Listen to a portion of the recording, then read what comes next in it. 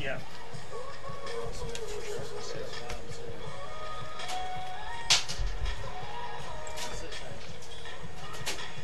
Yeah, Devontae Benson got hurt. I guess he did like that. That's a big deal.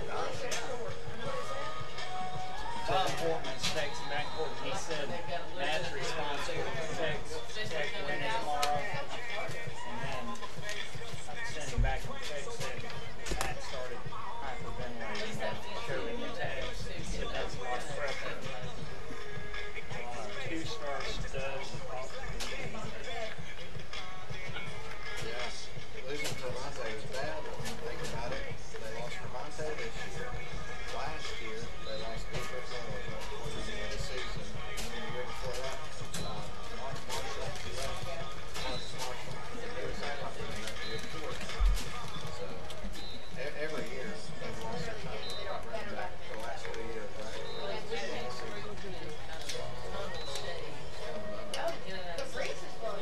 running backs. I mean, they've still got Jerry Howard, and then I can't remember the other guy's name that's played so well those first couple of games.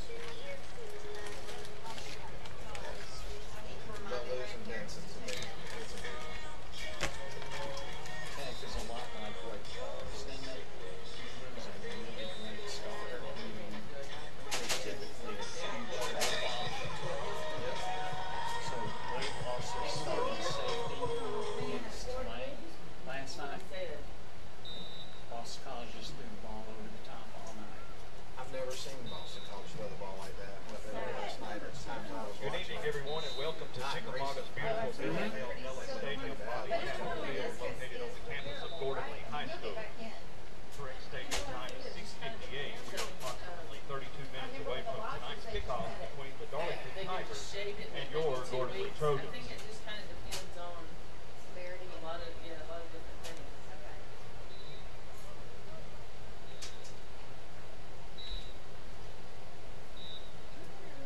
Well, I did see the third string quarterback practice a good bit the day I was there. It's a pain. Our third string, which is Patrick. Yes. But Ladies and gentlemen, at this time we would like to introduce to you the Chickamauga Recreation Department football team. We'll be calling each and every one of these young men names. These are future Trojans, so if these guys would line up with the coaches and get ready, we'll introduce them. Starting first with the 7 and under.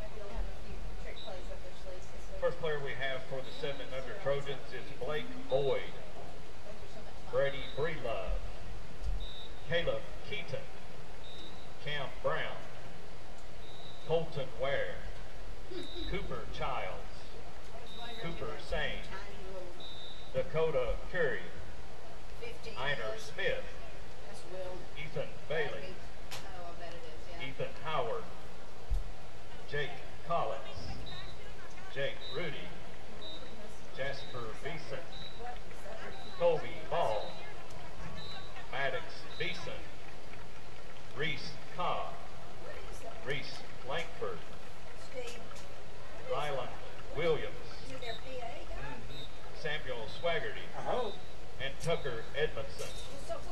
Coaches are Kip Cobb, Zach Cobb, Heath Then they Saint, have a player B.J. named Cody Ball. Edmondson, and Clint Childs. Let's hear a round of applause for the 7 and under Trojans. I didn't hear it. I saw it. Ball gathering. Hey, it's long gone. You're thinking of Dakota Ball. Oh, you're right, I am. Up next is the 8 and under Trojans. First player we'll be calling is Hayden Murphy, Dino Stellamagic, McLean Angel, Levi Thomas, Matthew Derrick, Aiden White, Davis Eldridge, Luke Fowler,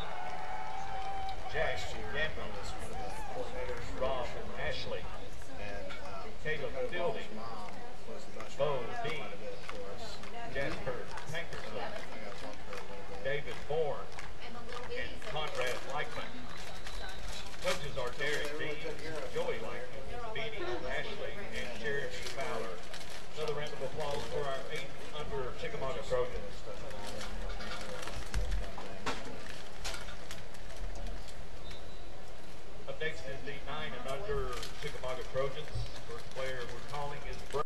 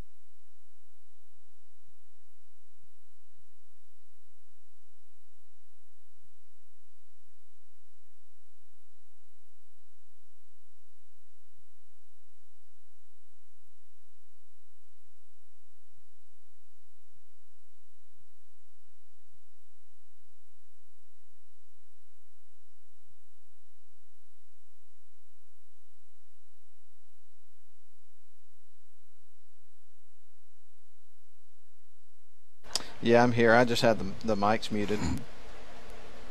The live stream is, well, live. We have a softball final for Warner Park. Okay. Randy, how you doing?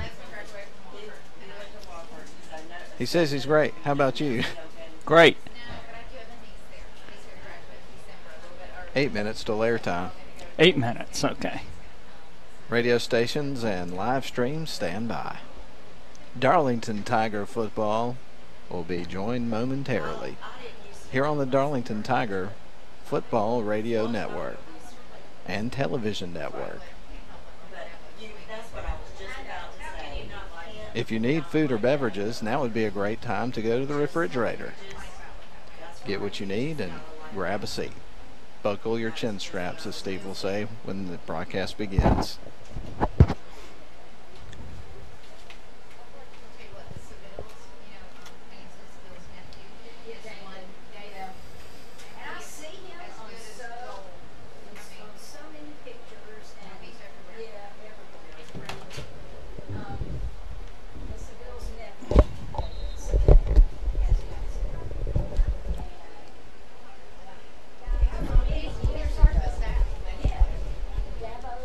Oh,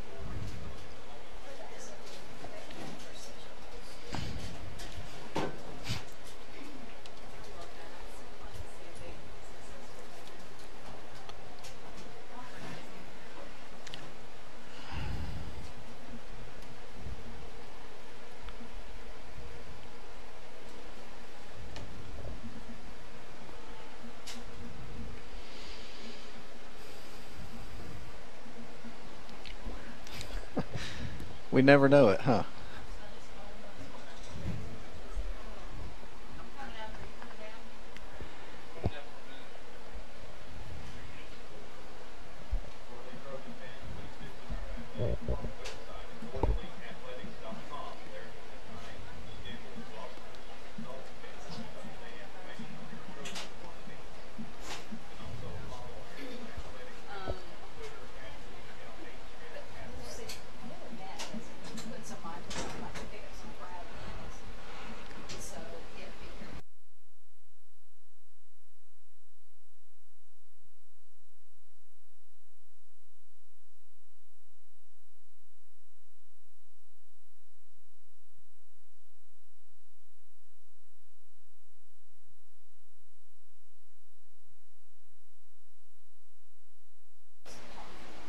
Hello again, everybody, and welcome to another night of high school football in Northwest Georgia. And we are really up in Northwest Georgia tonight, coming from Chickamauga, Georgia.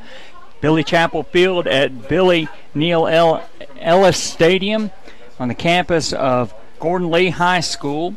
This broadcast tonight between the Darlington Tigers and the Gordon Lee Trojans is being brought to you live by your leader in sports in the Rome and the Coosa Valley areas, AM 1410 WLAQ. You can find the broadcast at www.wlaq1410.com. You can also download the TuneIn app to any of your mobile devices, TUNEIN app. Search for WLAQ and you will be able to listen to the broadcast on the radio. And it is also being live streamed. Go to YouTube and search R. Swiger numeric 1.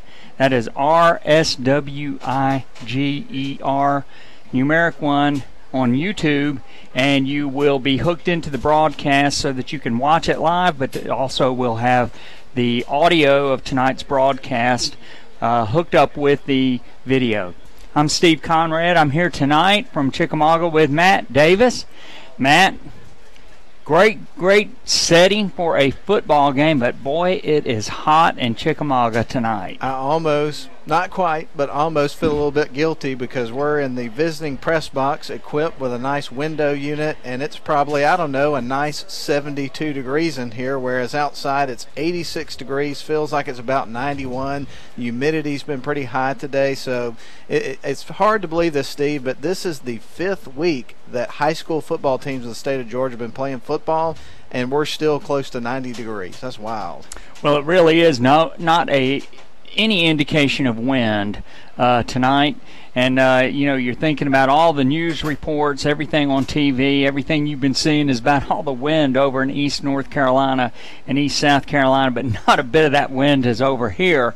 Clear night for football between the Gordon Lee Trojans and the Darlington Tigers. And Matt, this has been a very one-sided series over the years. Darlington is 15, Gordon Lee is 1 in the series. Darlington has not lost to Gordon Lee since 1993. The Trojans would love to come in here tonight and upset the Tigers, but it's going to be tough sledding for them because they are giving up 30 points a game. They are 1-2. They beat Dade County to start the season 21-13, and then got shut out by Lakeview Fort Oglethorpe 42-0 and Lafayette 35-0. So they're giving up 30 points a game, only scoring 7. However, with Lakeview, Oglethorpe, and Lafayette, those are higher classification schools. They are, but at the same time, they're not schools that have had a reputation over the last little bit of being excellent football programs. So when you say those numbers, it affects you no matter who they've been playing. But then when you read off it's been to Lafayette, LFO, Dade County, they've been getting up those numbers, it makes it sound even worse, and that's one of those situations. And let's face it, when you look at Dade County, their only win, Dade County started off the season by losing 3 games in a row. And so this is a team that's really been struggling. But we were talking about this on the way up here, Steve. Weird things happen when you're at Gordon Lee. Even though Darlington owns this series, there have been some crazy games that you wouldn't expect over the years. Well, there have been. Back in 2015, I remember that game was 56-35. I think that was the final score, but it was one of those games that prior to halftime, Darlington had a personal foul called on them, and that nobody was ever able to really figure out how that occurred. And then Darlington went into halftime. Gordon Lee scored a touchdown right before the half, and the Tigers came out in the second half and won the game. But Gordon Lee put up over 500 yards rushing in that game, and I don't recall Darlington ever giving up 500 yards rushing to anybody. That'll make your head spin. It did. It was just a wild game, and we've been up here when the fog came in, and you could barely see the field, and Darlington was up 24-0 going into the fourth quarter, and the fog covered half the field, and Gordon Lee was driving in the direction of that fog, and the final of the game was 24-22. So wild things happen here at Gordon Lee. They really do. Well, I think we're up on our first break here, Steve, and we got plenty to talk about when we come back here on the pregame show. All right, we'll be right back after these messages.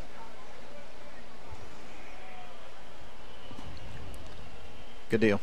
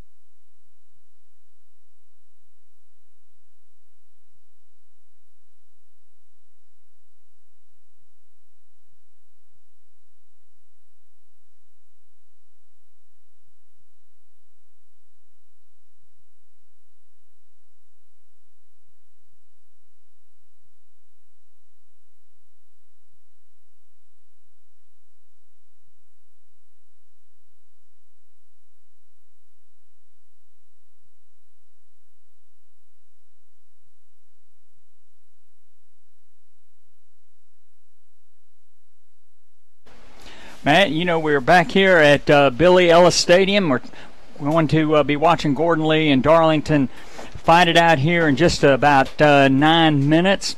But one of the things that we were talking about was Gordon Lee's and Darlington's series. But one of the things is these are two similar schools in some respect. They've both been in existence for a long time. Darlington opened in 1905, and the first graduating class at Gordon Lee was in 1917, one student. But Darlington began playing football in 1905. Gordon Lee didn't begin until 1931. A lot of history here. A lot of history, but over the years, Darlington has been much more successful in football. The Tigers, at the beginning of the season, 108 seasons, 569, 346 losses, and 37 ties. Gordon Lee, though, has a losing record. And so they've struggled, but they do have the longest streak, a rivalry in the state of Georgia, where they play Tryon every year. That's pretty unbelievable. And when you're here, I mean, of course, being in Chickamauga, there's a ton of history here. You can drive up here and go through the battlefield. We didn't do that today, but a lot of times when I come up this way, I will go through there. And you can just feel the history when you're here. So this is really a cool place to go see a football game, and it's a great backdrop. It's right downtown where the school is, and it's, like I say, just a wonderful atmosphere to check out a high school football game. Well, let's talk a little bit about tonight's game. We actually are in a press box here. We cannot hear the Gordon Lee Band, which is playing the national anthem right now. And again, as we mentioned, there's no wind here tonight. The flag's just draping from the flagpole. And but the game tonight, Darlington giving up only 6.6 points a game, and scoring 28.3. Darlington 3-0 coming into tonight's game. Did not play last week. Gordon Lee 1-2, giving up 30 points a game, as we mentioned before. They did not play last week either. So both teams trying to heal up a little bit, and of course Darlington working to get some rhythm on their offense after Griffin Brewster went out with that ACL tear against Coosa in the second game of the season. No doubt, Steve, and one of the very important things you pointed out a couple of times already in our pregame is how well Darlington's defense has played throughout the season. And let's face it, after Griffin Brewster went down with that injury and you had your first game with Frank Manning at quarterback starting, obviously one of the concerns was how long does it take for them to get in a rhythm of the offense? Well, first half they didn't score, and then in the second half things started to click a lot better, but that defense played so well and has stood so tall throughout the season that just about any team that's on Darlington's schedule, that defense can keep them in the game while the offense starts to find their rhythm. Yeah, and Darlington, of course, Frank Manning will be starting at quarterback, but the Tigers for their rushing game will lean on Colin Rogers and Demetrius Rogers. A great 1-2 punch for the junior Colin Rogers and Demetrius, the sophomore. Both of them have put up really good rushing numbers, and they seem to look better as the game goes on. I think that part of that is defenders get tired of trying to tackle them, and then as the game goes on, the offense clicks better. But Darlington will definitely try to put the offensive load on their running game. Absolutely, and when you look at this matchup, the way that these two teams have performed right out of the gate, this is a really great matchup for Darlington as they get ready to enter their region play. Of course, they don't want to get caught looking ahead to next week because everybody knows what kind of team Mount Zion is, and they will meet, of course, next week at Chris Hunter Stadium. So got to stay focused on this game, get through this one, and then move on to the next one. But obviously everybody knows there's a big challenge waiting for them next week for sure. Absolutely, and of course Darlington in the passing game, we've got Casey Dunn and Barrick Wade, and we also have Carson Swiger, Roth Wilcox. They're good targets for Frank Manning, and of course Tommy Atha at tight end. And then we swap over to Gordon Lee and Hunter Hudson. We're going to say Hudson. We believe that Hodson, the way it's printed on the roster, may not be correct. We saw some other evidence, but Hunter Hudson, a senior, he's a quarterback, defensive back, a lot of experience. And then, of course, Henry Ellis is a sophomore, Brody Cobb, a sophomore. They're at the skill positions. And then they've got a huge bruising fullback, Cordell Langford. He's number 26, and he's a senior. And, they're going to come up here. And one thing, even though this series has been one-sided, Matt, this has always been one of the more physical games that Darlington plays over the course of the season. And I think that's probably one of the things that Tommy Atha and the rest of the coaching staff at Darlington have preached this week to maybe some of the younger guys that don't know the reputation of this team. If they just look at the series record and 15-1, and you look at some of those scores, you think, oh, this is going to be just an easy win. But like you said earlier, when you look back at some of those games and the storylines, some of them ended up to be kind of runaway wins for Darlington, but whereas when you look back at the rest of the story of the game, they didn't start out that way necessarily. Well, they sure didn't, and we've had some games with Gordon Lee here. We've had some games at Darlington, and boy, they have been very physical, and both teams have really gone after each other. Probably the one player who will stand out, who may make the difference in the game, and we have to say it over and over and over again, is Tate Ratledge.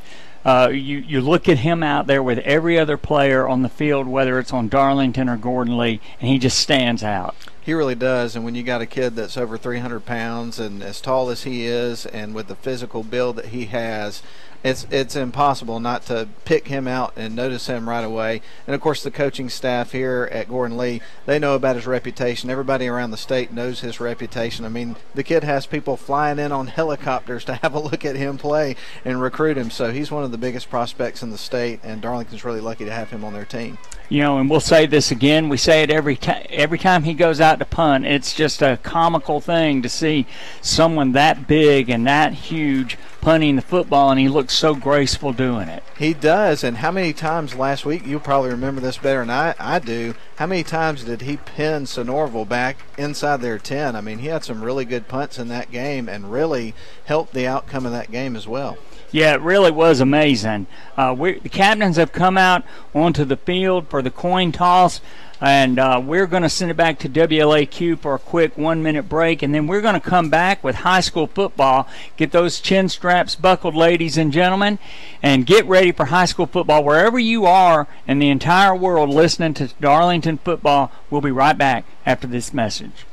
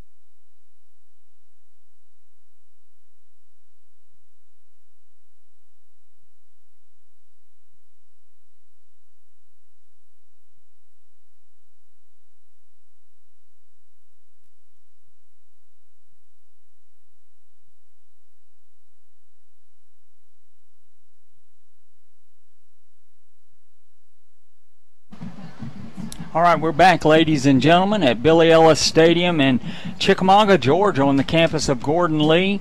And Darlington and the Trojans are just about ready to tee it up for high school football. Darlington will receive, Matt. The Trojans won the toss. They deferred to the second half, so the Tigers will get the ball to start the football game. To set the picture for you as we get ready for tonight's football game, the stadium or the field here runs east to west, Matt. So the Tigers will be going right to left on your radio dial if you're looking at that. Defending the west goal, the Tigers wearing their white travel jerseys, white travel pants, white helmets with purple tiger paws, purple numerals. Gordon Lee, their colors are navy and white. They're coming out on the field right now from the east end zone, and they are wearing their navy home jerseys, white numerals, white pants, and then white helmets with blue GL on their helmets. Tonight's captains for the Darlington Tigers: Rhett McDermott, Barrick Wade, Aiden Langford, and Cam Watson. And for Gordon Lee, for the Trojans, Cordell Langford, we've already talked about him, the big bruising fullback, Jackson Moore, Cody Thomas, and Colby Castile. Boy, it's just a great night for football other than the temperature, Matt. It is. I mean, as we mentioned a little bit earlier, 86 degrees about game time, and with the heat index and everything you factor in there, it is just about 90 degrees here at game time. Luckily now the sun's starting to go down, so that's going to help a little bit. But again, the humidity's high, and it's one of those situations where you've got to know, Steve, that the head coaching staff, the coaching staff of each of these teams has made these guys aware, hey, we need to be hydrating throughout the week to get ready for this game, because they knew it was going to be as hot as it is today. All right, Colin Rogers, Demetrius Rogers, and Luke McDermott back for Darlington to receive tonight's kick. I tell you, Luke McDermott, he's not real big, but boy, he can fly. Yeah. And, excuse me, Matt. You got a couple of guys back there dangerous to return the kick. Demetrius Rogers is one of those guys that can cut up the field and make you miss and get down the field. So it'll be interesting to see, how Darlington does when this game kicks off. I'd really like to see the offense get clicking a little bit earlier than we saw last week, and perhaps that'll be the case now that they've had a couple of games now with, of course, Frank Manning at quarterback. All right, Lee Fry teeing it up for Gordon Lee. Toe about to meet leather. Here we go. High school football. It's a line drive kick. It is going to bounce and then roll out of bounds. And Darlington will get the ball at the 35-yard line. Well, go ahead. Well, I was going to say one of the keys to the game, we didn't get to that portion here in the pregame, for Gordon Lee is playing mistake-free football to play against a team that has been like Darlington's been throughout the year, and there on the very first kickoff of the game you see a big mistake. Yeah, it really was. You've got to play fundamental football, and Fry, he has been kicking for a long time. He is a senior, and you would hope he could get the ball in the end zone but we've never seen him kick before. So shout out real quick to Eddie Evans. Eddie works with me and Matt doing the radio broadcast. Eddie at home tonight under the weather, and we certainly want to send best wishes to him, and wherever you are as a Darlington fan, lift up a prayer for him to have swift healing and recovery. We miss you, Eddie. All right, 1st and 10 for the Tigers at the 35-yard line. Frank Manning in a shotgun formation, 2 wideouts to either side. Gordon Lee, 4 down lineman with the linebacker creeping up. Man in motion, Tommy Athix gets in as a tight end. He hand off to Colin Rogers, and he pushes a blocker, and he is upended after a gain of about 3. Last week, Steve, Colin Rogers was our Honeymoon Bakery icing on the cake player of the game, and I tell you what, he had some really hard runs in that game, and without his production in that game, Darlington would not have been as nearly as successful as they were in that second half on offense. Second and about 7 for Darlington at close to the 38. Yeah, ball right on the 38-yard line for the Tigers. Frank Manning is looking to throw. Man jumps up, completes the pass, and that is to, Watson. And he's going to be at about the 43, Matt. The Tigers will have a third and about 2. That was a great play right there for Frank Manning. Last week, in his first couple of passes, overthrew his receivers, didn't look comfortable there, and that pass was a little bit low, but he was able to get with his receiver. He was able to make the catch and get some good yards, and hopefully that'll help him build some confidence with his arm as we go throughout this game.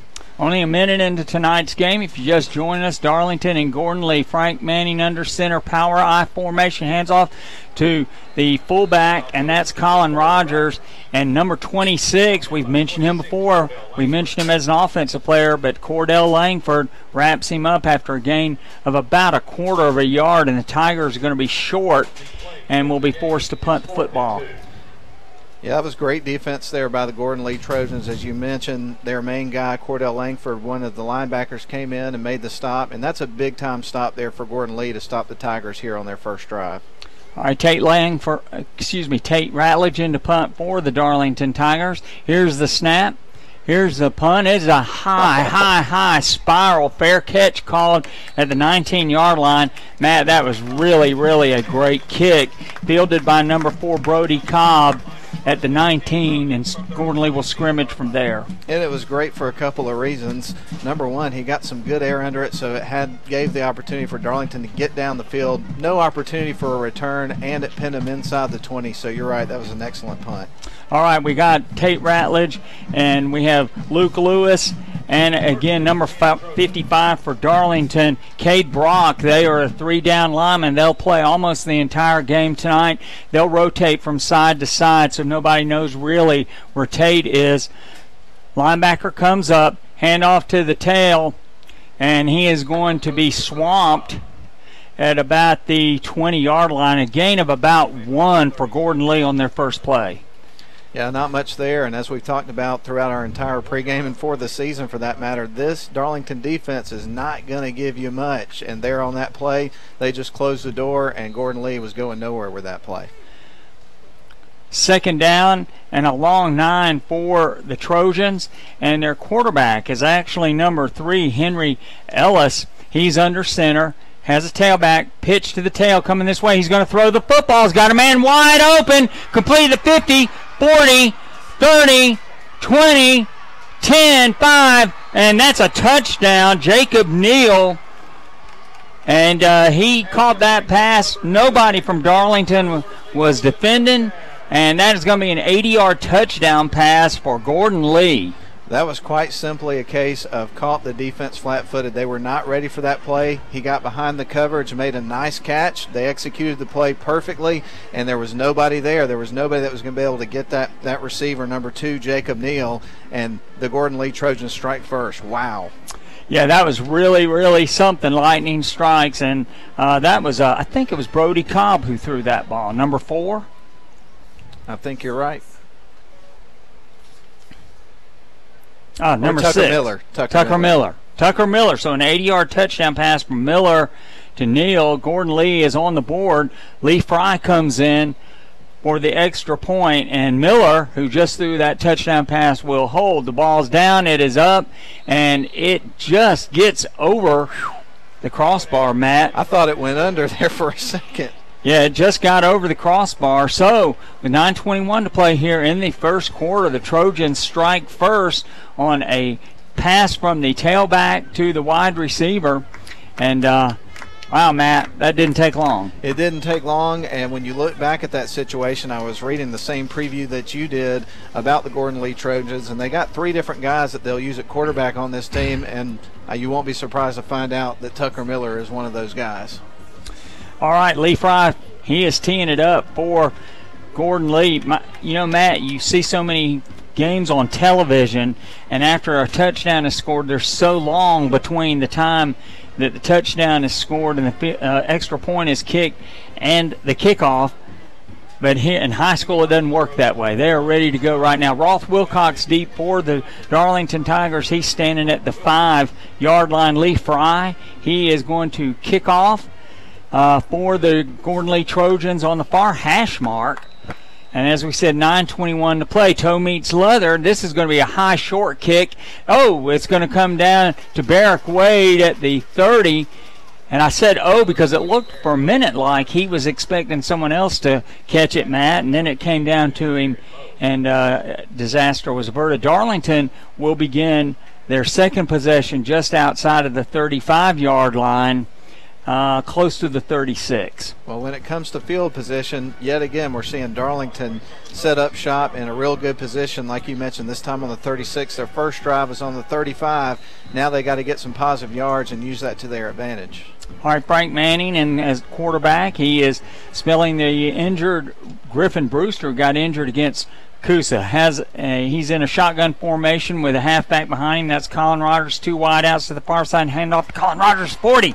Colin Rogers runs off the right side out to about the 43-yard line. He had some good running room there, Matt.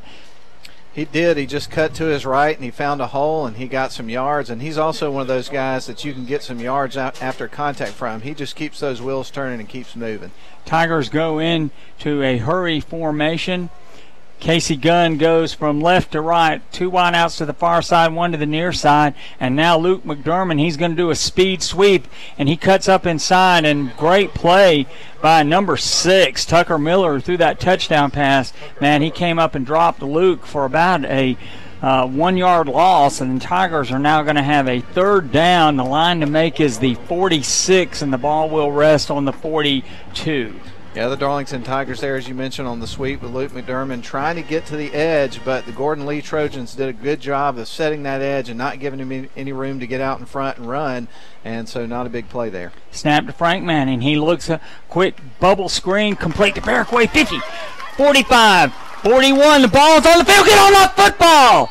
And I think Darlington did get it, Matt. They sure did, and that was number 51 who, with a good heads-up play, Jacob Daniel dropped on the football. And again, I mean, you had the situation before with Darlington kind of falling asleep on defense and giving up a quick touchdown. This time the ball pops out and almost another mistake there. Yeah, and, you know, that was great trailing the play. The best person I ever saw doing that was Cleve Jackson. Cleve was always around the football on special teams plays or other plays. It was just amazing, and he was just always around it if it popped out. Frank Manning in a shotgun formation. Colin Rogers is the halfback. 2 wide outs to the far side, 1 to the near side. Gordon Lee, 4 down linemen, but linebackers are coming up. Carson Swiger comes in motion right to left, hand off to Colin Rogers off the left side, and he is going to be inside the 35, Matt, down to about the 34-yard line.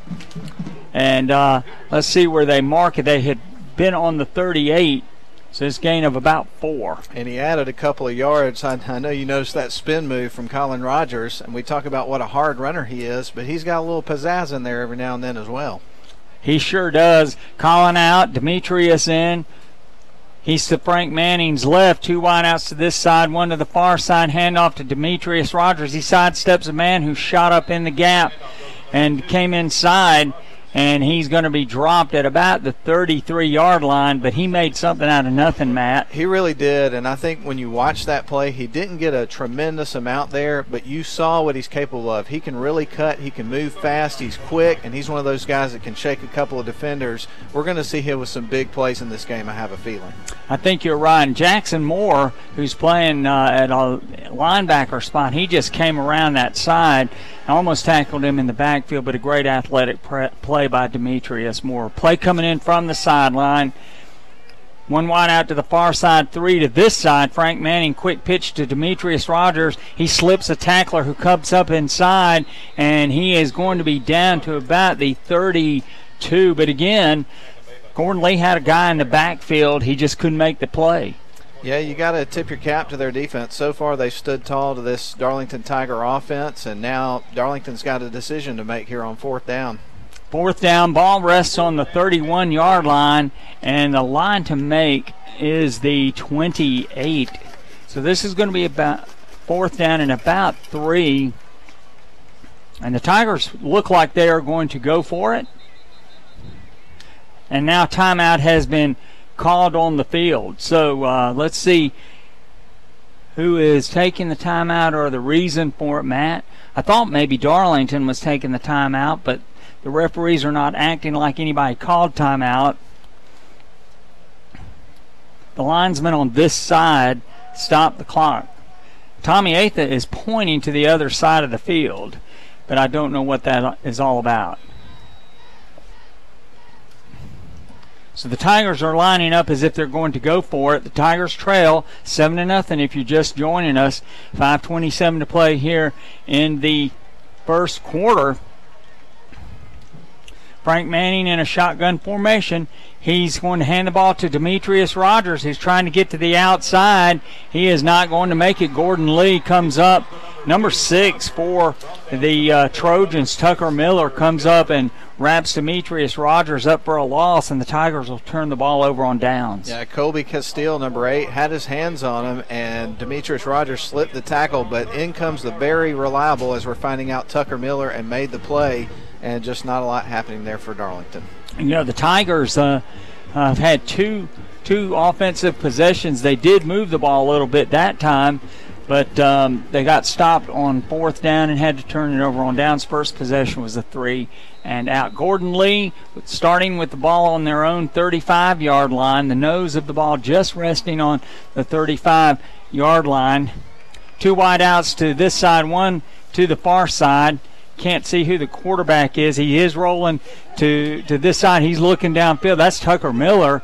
He took the ball in the shotgun, and he is going to be wrapped up by several Tigers over here, including Rhett McDermott and Cade Brock.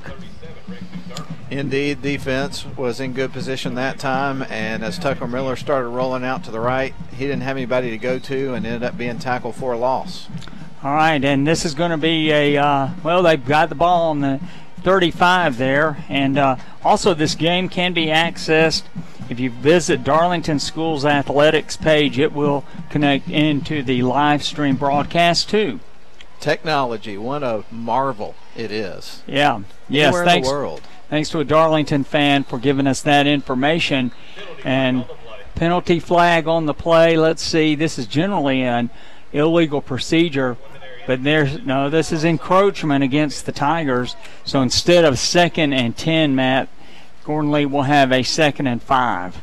Not a real good start here for the Darlington Tigers. Obviously gave up the touchdown pass to Gordon Lee on Gordon Lee's first drive. We've seen some mistakes here. They almost turned the ball over. Now you're having some penalties of the nature that we just saw a moment ago, so they're going to have to clean some of this stuff up. Very uncharacteristic, some of the stuff that we have seen here in the first quarter, but Darlington typically makes adjustments, so that's good. There's going to be a fake by the quarterback to the halfback, and he keeps spinning the quarterback, and that is number 6, Tucker Miller. he keeps spinning till he gets right out to the 45, which will be a first down for the Trojans. Yeah, the Trojans are moving the ball. We've talked about all game long so far in the pregame and now the first of this game how good the Darlington's defense has been. But here we have the Trojans moving the ball pretty well against them.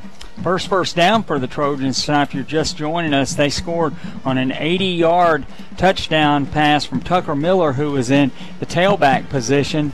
And he came to the right and just stopped and threw the ball to Jacob Neal, and that is how Gordon Lee got up 7-0. Quick bubble screen completion out here to number 10, Cade Peterson from Tucker Miller, and he's going to gain about 5. Let's make it 6, and they have crossed into Darlington territory. It'll be 2nd and 4 for the Trojans. The Trojans last year only won 2 games, and I was reading up on them a little bit before the game tonight. They hit the injury bug really bad last year. One of the things that their head coach this year, Greg Ellis, is really excited about is they've been working extremely hard in the weight room, and he feels like it's really showing so far in their performances.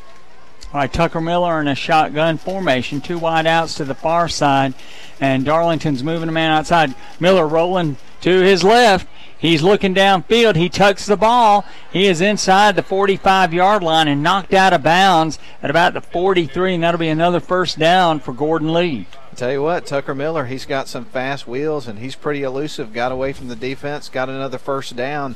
I thought for a second there, the way that the Darlington defender grabbed him, that they might start thinking about horse collar, but I don't think he quite grabbed him in that manner.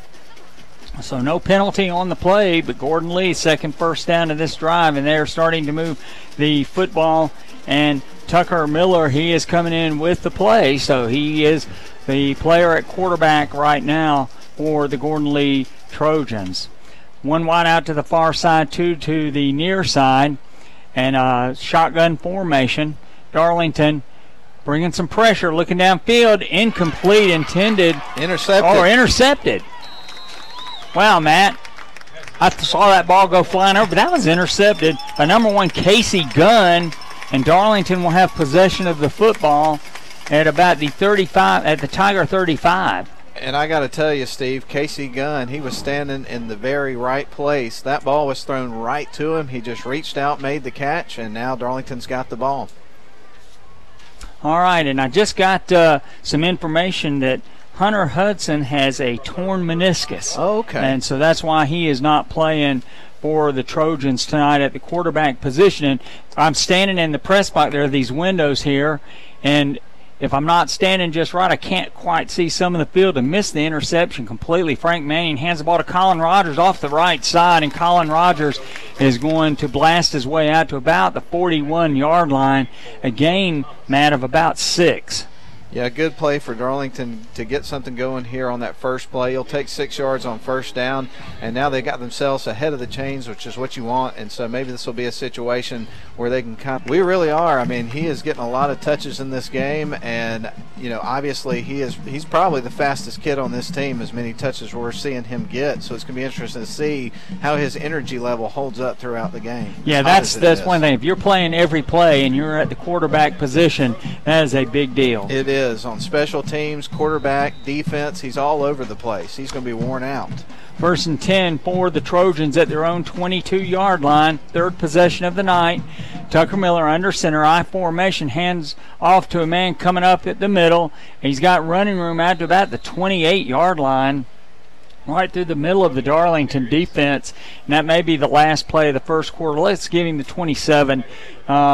14 seconds left, and Gordon Lee's not in any hurry. In fact, Tucker Miller is signaling to his team to go on down to the west side of the field. So, end of the first quarter here at Chickamauga. Darlington 7, Gordon Lee 7. We'll go back to WLAQ for a 1-minute commercial break and come back for the second quarter. Don't go away.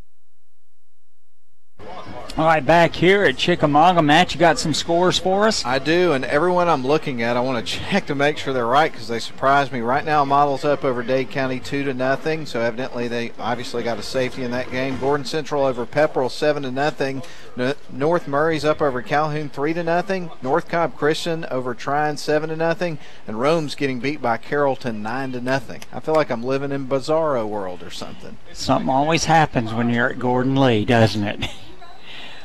All right, Gordon Lee up to the line. Tucker Miller under center, I formation. And that's not Tucker Miller. He does hand it to the fullback, but that is Blake Gross.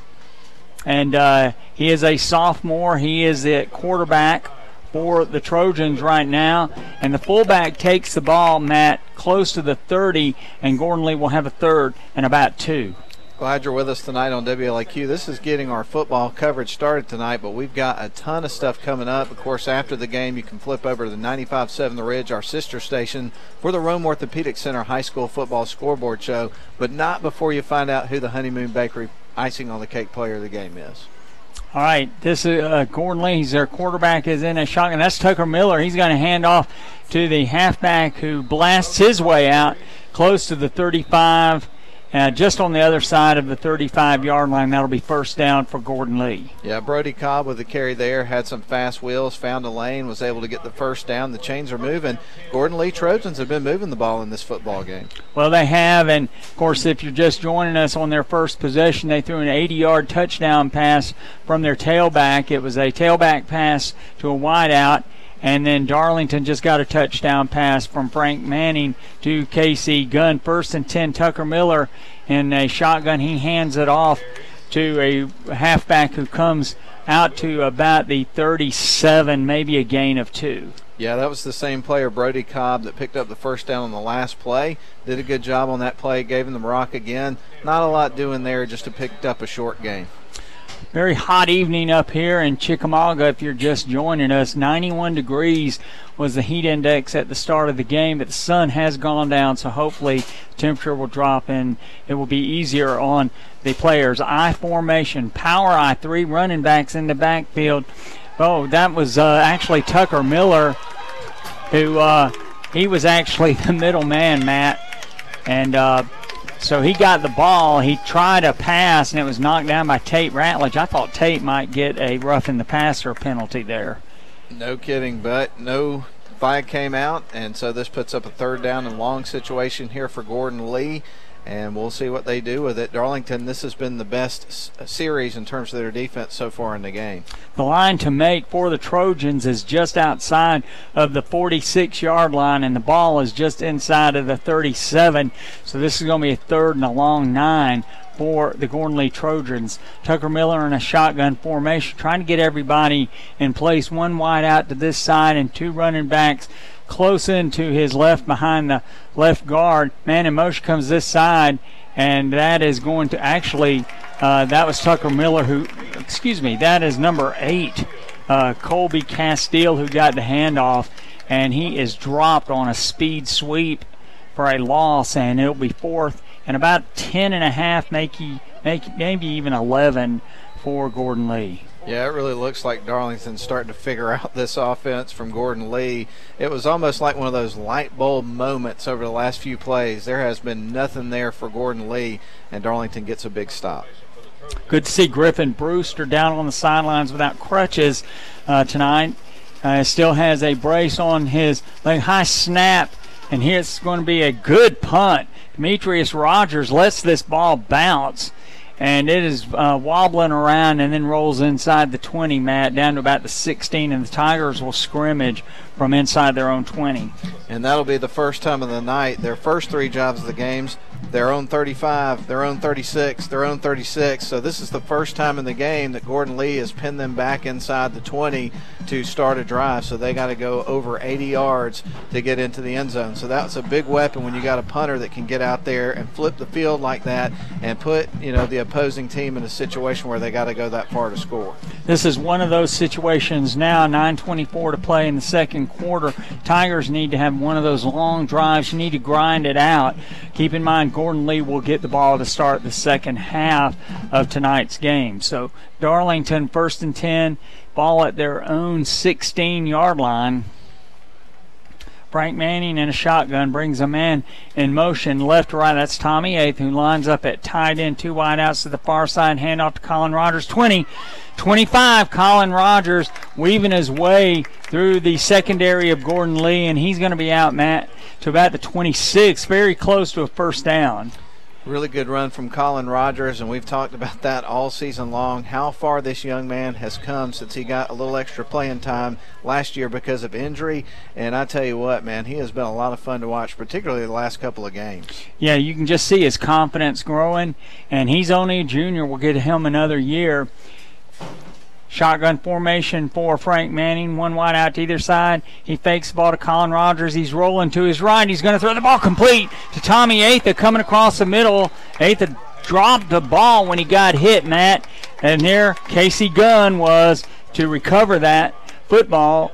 And Darlington will have a 1st and 10 at the 40. Casey Gunn gunning for the Honeymoon Bakery icing on the cake player of the game. He's already had a touchdown pass. Casey Gunn, also Frank Manning. I mean, look at the way he's passing the ball in this football game. I mean, has he thrown an incomplete pass yet? He has not. Connected every time. He wants those cupcakes down there at the Honeymoon Bakery. And, of course, Casey Gunn had the interception too, didn't he? He sure did. So these guys are battling it out tonight. All right, Frank Manning in a shotgun formation, 3 wide outs to the far side, 1 to the near side. He's going to throw a quick bubble screen, incomplete, in and out of the hands of the intended receiver over on that far side. And that was Casey Gunn, incomplete. And, Steve, I think tonight with the Honeymoon Bakery icing on the cake player of the game at the end of the game, I think we're going to have a committee working on that decision. I'm getting some thumbs up. Well, I tell you, the executive producer, she certainly has a vote on tonight's Honeymoon Bakery icing on the cake player of the game. 2nd and 10 for the Tigers at their own 40-yard line. Darlington and Gordon Lee tied at 7 if you're just joining us. 8:14 to play here in the first half. That bar on the window, Matt, keeps interfering with my vision here. Barrick Wade goes in motion right to left. Hand off to Colin Rogers, and he's wrestled down like a steer right at the 40-yard line. And I believe that was number 21, Bo Barrett. It was Bo Barrett, and I think the way that you described it was dead on accurate right there. That looked like a wrestling move, to be honest with you. He just pile drived him into the turf, and that was a heavy hit from Bo Barrett. You know, if you've ever seen steer wrestling, and they grab them around the neck and then wrestle them down, that's exactly what it looked like. It really did, Steve. All right, it's going to be 3rd down and about 10. The line to make is midfield. Darlington at the 41-yard line. Frank Manning looking downfield. He's going to throw the ball complete. 1st down yardage, and that is snagged by Gil Maurer, his 2nd catch of the night. I'll tell you what, there's another point there for Hunter Manning, or excuse me, I said Hunter. Frank Manning. Hunter's his brother. Another complete pass. Have you ever noticed when you start talking about the Honeymoon Bakery, all of a sudden the players just seem to know it and they are ready? Honeymoon Bakery down on Broad Street in Rome, Georgia. It doesn't matter where you are in the world. If you have never been to the Honeymoon Bakery, you have missed some of the best delectable sweets that there are. And they also have excellent breakfast on the weekends and throughout the week for that matter. Frank Manning hands off to Colin Rogers, who lowers his shoulder, and he is in Gordon Lee territory down to about the 46-yard line. Right now, Matt, this is a nice little drive for the Darlington Tigers after a gain of 3. Yeah, you're right. Of course, they tied it up on their last possession, 7-7. Now we're getting closer to halftime. It doesn't feel like we should be that far along in the game, but Darlington's starting to get something going on offense. Once you're using the running game, the clock, you can just devour it if you're using Frank Manning, and he fakes it to Colin Rogers, and he keeps the ball, and he's going to be down to the 40-yard line of Gordon Lee. 2nd time he's run tonight, and both times good yardage for Manning at quarterback. Indeed, does himself a favor there, sets up a third and short here. Very manageable play here for the Darlington Tigers. You got to know they're going to Colin Rogers on this play. Yeah, ball's on the 40-yard line. The line to make is the 38. Darlington driving toward the west end zone. Sun is just setting over there over the trees. Gordon Lee trying to stop the Tigers. Manning, he's going to hand the ball to Colin Rogers, and Colin Rogers outside of the tackle on the left side, and he's going to have a first down, Matt. Referee says, come on, bring those chains down. 1st and 10 for the Tigers at the 38. Yeah, I got a good head full of steam, bounced out to the left side, picked up the first down. Everybody knew it was coming, but just couldn't stop it. Classic drive that you want, Matt. You're running the clock, completing short passes, making the defense guess at what you're doing. And right now, Gordon Lee's defensive linemen, they have their hands on their hips over there, and they've got to be wearing down. Manning in a shotgun formation. He's going to hand the ball to Demetrius Rogers, 35, spins, stays on his feet, and dives forward. And he's going to be inside the 30 or right at the 30. Great run, Matt. They're just two different types of backs, and you have the quickness and the razzle-dazzle of Demetrius there on that play, and there really wasn't apparently a whole lot there the way things looked, and a nice spin move, a couple moves after that, and, man, they are moving. They're moving the ball, and if you do not wrap him up, he will spin out of your grasp. He really will. All right, it's going to be 2nd down and about 2.5. Hand off to Demetrius Rogers. No, Frank Manning. Well, it is Demetrius. It sure is. Boy, Frank carried out his fake so much, and he's run. But Demetrius Rogers off the left side. He's going to be inside the 20. And Darlington's going to have a 1st and 10 at the 18. Wow, what a great run. It was a great run, and if it weren't for J.D. Day, Demetrius Rogers would be in the end zone right now celebrating another Darlington touchdown. J.D. Day for Gordon Lee came up and saved them one. Darlington has already held the ball for almost 5 minutes on this drive, Matt. Unbelievable drive. 1st and 10 at the 18. Frank Manning in a shotgun formation. He's going to hand it to Demetrius Rogers. Sidesteps man, another man, and he's going to be inside the 15. Things are getting a little chippy out there. I saw some pushing and shoving just now. Things always get chippy at Gordon Lee, always. Demetrius inside the 15 down to the 14. Matt, he sidestepped 2 people. What a great run, and Darlington has a gain of 4. Yep, they found themselves in the red zone, and as we edge towards halftime, we're all tied up at 7, but Darlington could change that here in a play or two. 3:58 to play in the 2nd quarter. Frank Manning getting Demetrius in the right position. He's going to fake it to him, and he's going to keep the ball, and he is upended on a great tackle out there, but not until he gets down to the 10-yard line, and Darlington will have a 3rd down and about 2. I tell you, it's been interesting to watch what's going on between Barrick Wade and then number 6 right now from the defense of Gordon Lee, Tucker Miller, because Tucker keeps kind of pushing on Barrick, and Barrick is pointing over to the official. Do you see what's going on over here? I don't know how he's missing that. Well, we've seen many, many situations over the years where Gordon Lee did something like that and the referees didn't call it. But we will go back to WLAQ for a 30-second commercial break during this timeout before we discuss that any further. We'll be right back.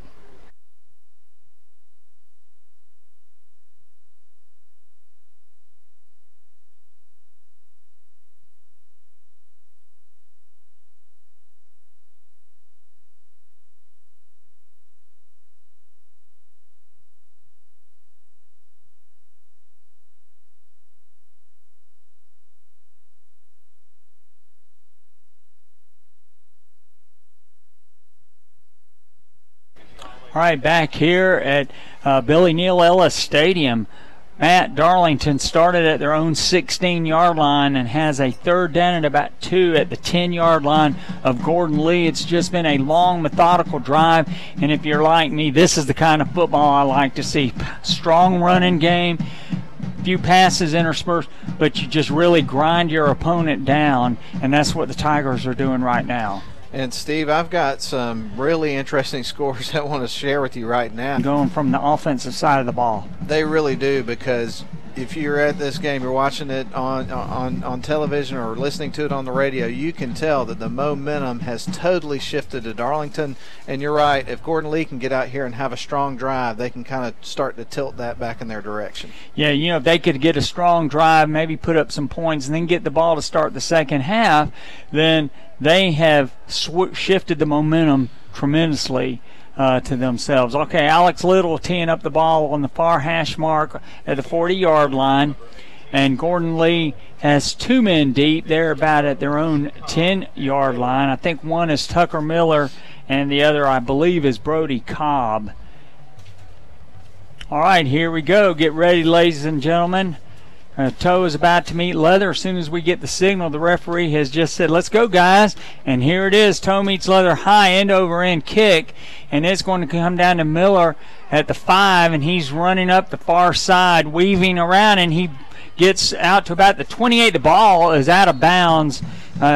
He fell down at about the 28, and the ball kept going, but it went out of bounds, and Gordon Lee will scrimmage with 2:58 to play and the flag down on the far side. Yeah, we'll see what this flag is. It could be a hole, maybe a block in the back. We'll just have to see when the official gives us the word here in a moment. All right, the referee's facing the other way, but it is going to be against Gordon Lee. I suspect it's a block in the back.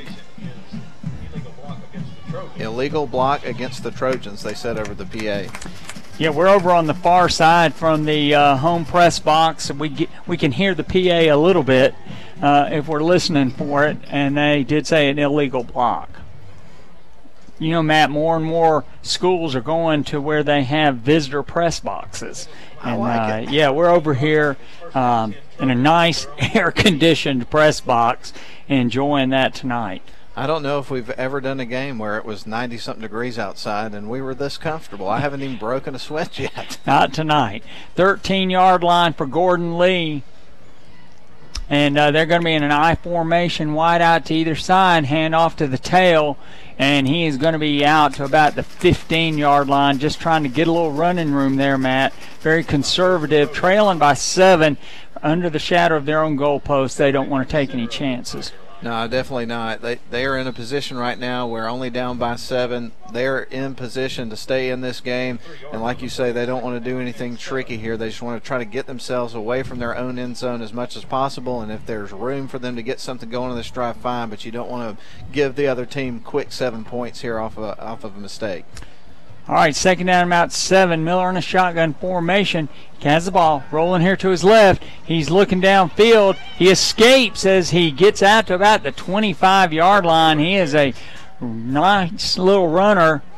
Reminds me of Luke McDermott a lot, but he's probably not as fast. But he's going to be out to about the 26 for a first down. Make sure to stay tuned at halftime as we go down some scores, and as we've talked about throughout this game, a lot of them are kind of surprising, at least at this point. It'll be interesting to see if things turn out how we expect them to. Yeah, and we'll also be talking about the Honeymoon Bakery icing on the cake player of the game. We'll announce that at the conclusion of tonight's football game. Miller takes the ball. He's rolling to his left. He pitches the ball. Tate Ratledge absolutely levels Miller. And then number 25, Dawson Williams, comes up. I think that was Kobe Nadeau. It sure is, Matt. You're right. And he came up and made the play for a 4-yard loss. And now Gordon Lee's going to have a third down and about 14. And let me tell you, Kobe Nadeau was watching that play unfold, and he pitched it. It almost looked kind of like a Georgia Tech tall sweep kind of play that was slow developing, and then he just came in and just drilled him. You could feel it in the press box. Yeah, it was really a great play, but Tate Ratledge he is giving Tucker Miller nightmares. He really is. He's gonna wake up screaming in the middle of the night in a pool of sweat thinking about the way that he is treating him in this game for sure. Timeout on the field called by, I believe, Gordon Lee. 1:28 to play here in the second quarter. Matt, the Darlington Tigers up 14-7. The Tigers would like to just stop Gordon Lee here. You go into halftime. You will give the ball back to the Trojans to start the second half, but you are on the right end of the scoreboard. And I got to tell you, Steve, when you look at this matchup, obviously a really competitive game so far, and both of these teams have really tough matchups coming up next week. And Gordon Lee's going to be on the road playing Tryon. I had the opportunity to see Tryon play last week against Almerchi, and they were up 28-0 early in the second quarter. They are as hard-nosed as you expect them to be. They got a quarterback to throw the ball a little bit. They got some good running backs. They're a good football team. They're going to be a tough out for people this year. Well, and you know, Gordon Lee has played Tryon 83 times and lost 61, so there's not a lot of love lost between Gordon Lee and Tryon. All right, it's going to be a third down. Well, they have second down on the down marker. Okay, it is second down, so it's going to be second down and 14. And that is going to be balls on the 22-yard line. Let's see what the Trojans are doing. They're talking with the referees. Not sure exactly what that may be all about. Tommy Atha was talking to the referee on this side. And he hasn't thrown his hat, but he's kind of shaking his head a little bit. Yes, he's shaking his finger at him twice. So man in motion goes left to right. Miller takes a snap, rolls to his right. He's going to throw the ball in and out of the hands of the intended receiver. A bunch of Darlington players were around that ball. That was a dangerous throw, Matt. It was. It bounced off the receiver, and you had two guys, Casey Gunn and Demetrius Rogers. Their eyes got really big, and I thought one of them was going to be able to pull it out of the air. And let's face it, with a minute left, if they were to have that short type of field, it'd be a big-time momentum shifter for them to go ahead and score that quickly as we get ready for the half. That would be devastating for Gordon Lee. All right, now it's third down. Third down and 14, 1:12 to play here in the first half. Darlington up 14-7 if you're just joining us. And we'll be talking about the first half during our halftime show tonight. Gordon Lee does not want to do something dangerous here, I'm sure. And so they've got one wide out to either side. Their starting quarterback is hurt, so Tucker Miller is in there tonight. Now Gordon Lee, I believe Gordon Lee has called timeout. Let's see. Yes, the Trojans have called timeouts. We're going to go back to WLAQ for a quick 30-second break, and we'll come back for the rest of the second quarter. Don't go away.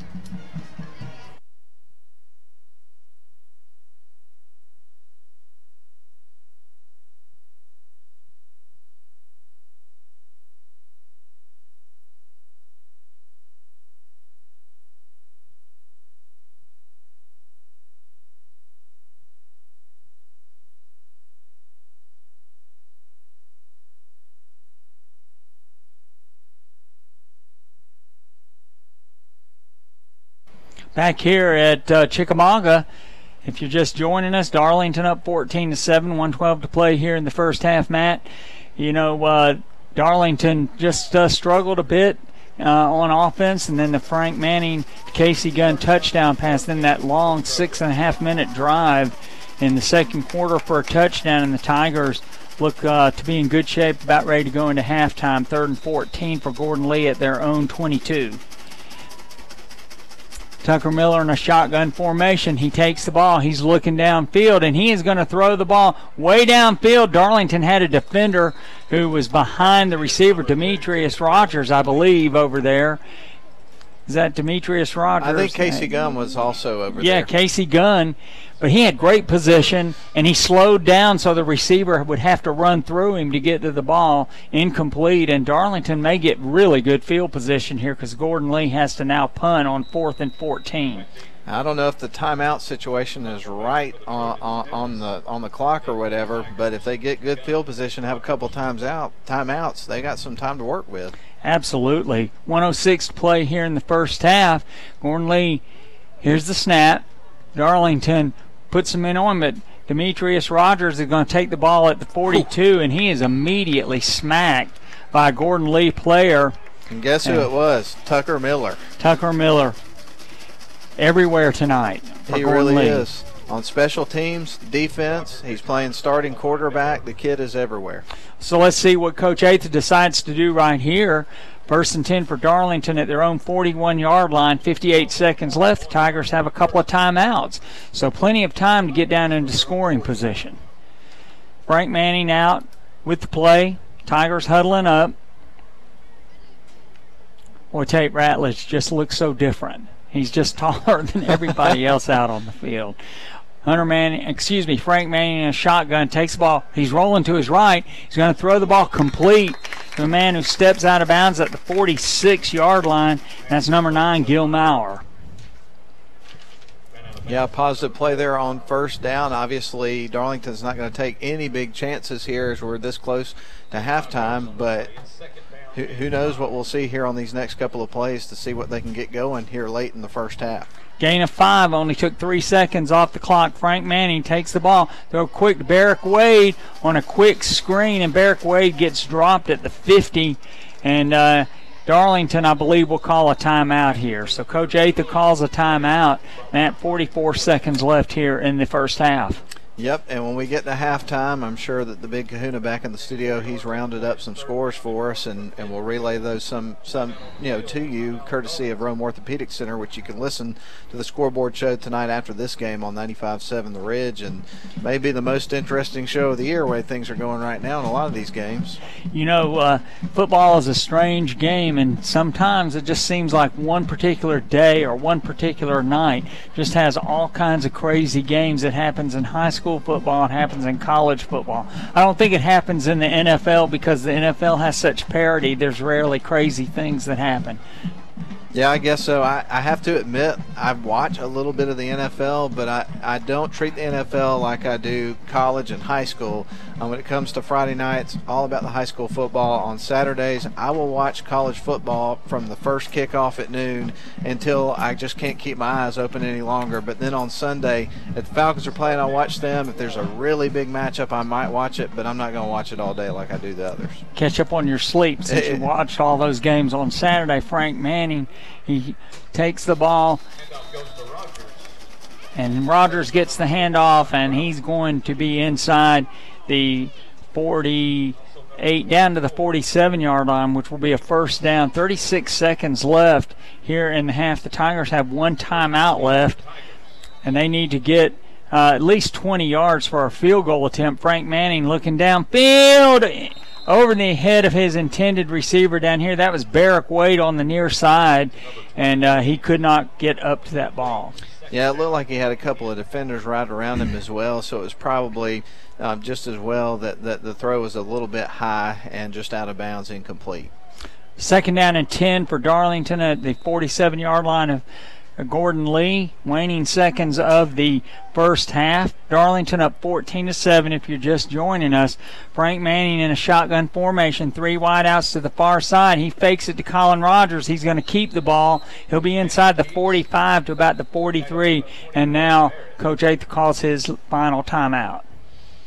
High school football for you tonight from Chickamauga, Georgia, and of course the sun has gone down, getting a little bit cooler outside, but when we started we were in the low 90s in terms of the heat index, and so I know these players, they got to be glad that the sun is not out there anymore. That had to be brutal in the first part of this game. Well, we were out there when we were coming up to the press box. It was very, very hot. That sun was just beating down on you, and so now, they were doing their warm-ups. It was still really hot and sunny, so I know they're feeling a lot better right now. Got some college football coming up for you tomorrow on WLAQ-AM 1410. As a matter of fact, we're going to be sports overload tomorrow because we're going to have the Braves for you. I believe they're playing the Nationals tomorrow at 1 o'clock, and then after that it will be Alabama playing Ole Miss at Ole Miss, and that game will get started at 7, so the pregame will begin at 4 o'clock. They got a nice long 3-hour pregame show before those games kick off, and so I think that you know everything about anything you could ever imagine about both those teams by the time the game kicks off, with 3 hours of information thrown at you. Oh, absolutely. And speaking of the Braves, Matt, the Braves trail the Nationals 2-0 in the bottom of the second. The Braves have the bases loaded with 2 outs. All right, this Darlington just about ready to come out. Timeout just about over. And Yankees lead the Blue Jays 8-0. Red Sox trail the Mets 5-0 in the American League East. If you are a baseball fan. The Braves lead is what, 7.5 games over the Phillies right now? Sure is. That is unbelievable. Frank Manning fakes the bubble screen. He's throwing the ball downfield. He's got a man on the far side. Oh my goodness gracious! Just over his extended hands. That would have been a great play. It really would have been, and of course we saw him turn him loose on that play. Not terribly surprised to see them run a play of that nature. Almost paid off for him, but I love it. I love seeing a coach go after it like that. That was a great play call right there. All right, 4th down and about 6 for Darlington at the 42-yard line of Gordon Lee. Tommy Athan not taking any chances. He will punt this football with Tate Ratledge with 19 seconds left. Man comes running on the field late. Here we go with the snap. Good snap. And this is going to be a good high punt. And it's going to land at the 5, roll into the end zone. And there will be 11.9 seconds left in the half, Matt. Yeah, not enough time for Gordon Lee really to get anything going with the type of offense that they run. But we have seen a couple of trick plays from him in this game. I wouldn't expect to see that here, though. Well, you would expect them just take a knee and get into halftime. They get the ball to start the second half. No point in taking any chances. Absolutely. All right, 1st and 10 for Gordon Lee at their own 20-yard line. They trail 14-7 as the half is just about to end. And looks like they will have a deep back. And they will be around Tucker Miller as he takes this snap. And I anticipate he'll take a knee snap. He takes a knee, and that will be the final play of the first half. So as we approach halftime, Darlington 14, Trojans of Gordon Lee 7. We're going to send it back to WLAQ for some commercial messages, some scores, and then we'll be back for some halftime features here from Chickamauga. Thanks for being with us. We'll be right back.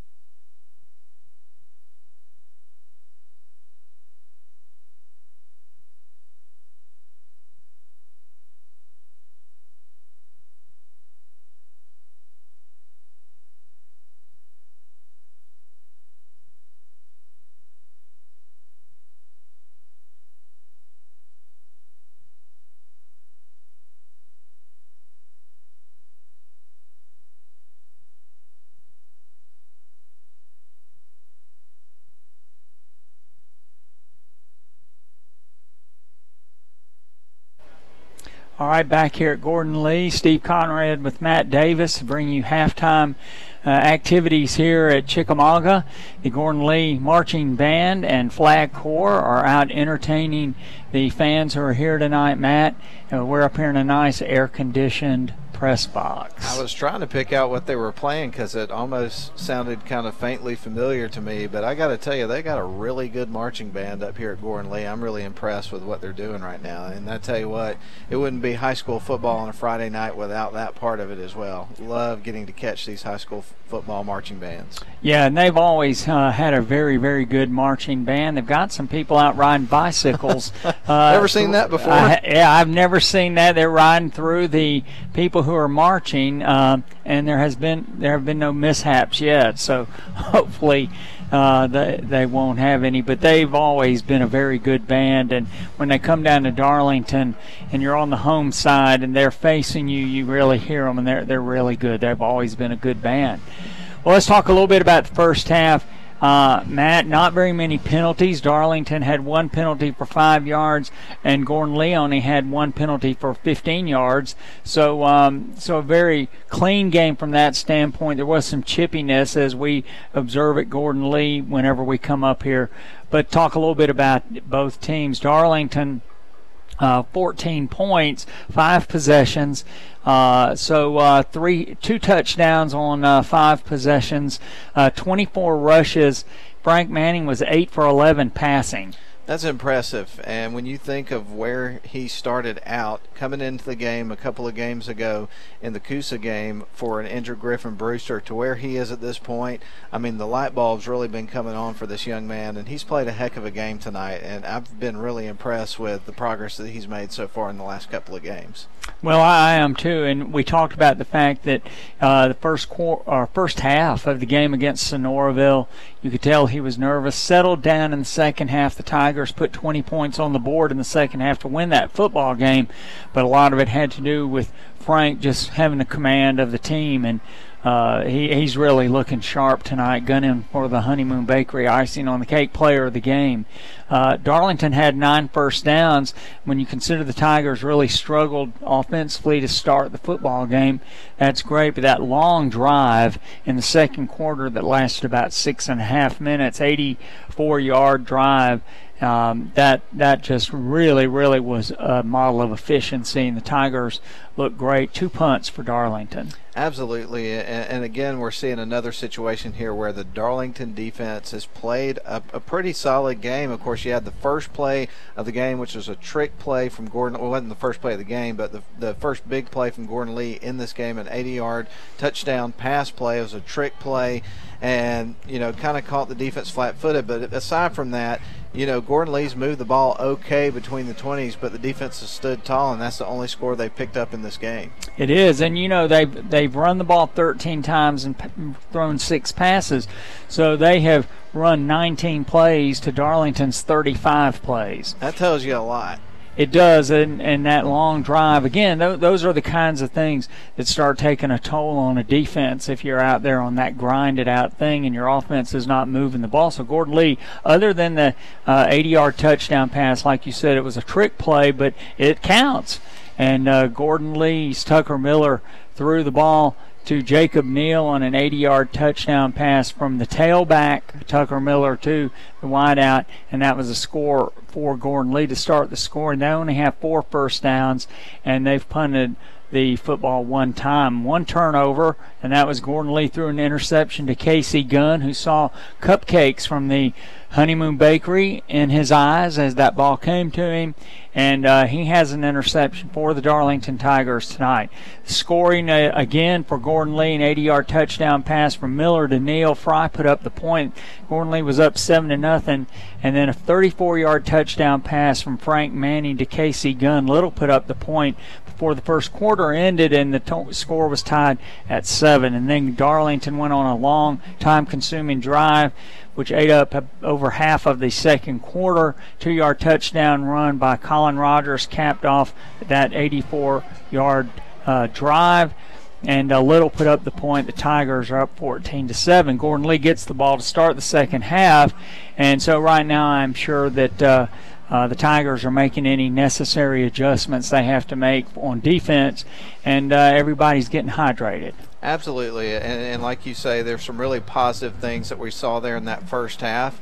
And when you look at a close game like this, at the end of the game, you go back and you look and you say, okay, where were the mistakes? And you look at Gordon Lee, and you mentioned the interception. Well, what happened on the ensuing drive from Darlington? They scored on that touchdown pass to Gunn on that particular drive. And so you look at those things, and those are the things that will matter at the end of the game. And so far, I think Darlington's made fewer mistakes in this game.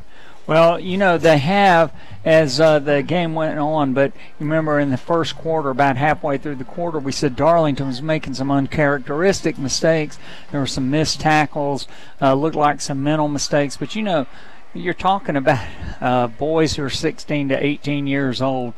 I've always just been thankful my living did not depend on what boys that age were actually going to do. And case in point, all these crazy games that we're seeing around the area that are happening tonight. I mean, it's just one of those things you can kind of predict what you think will happen, but sometimes you just never know until you get there.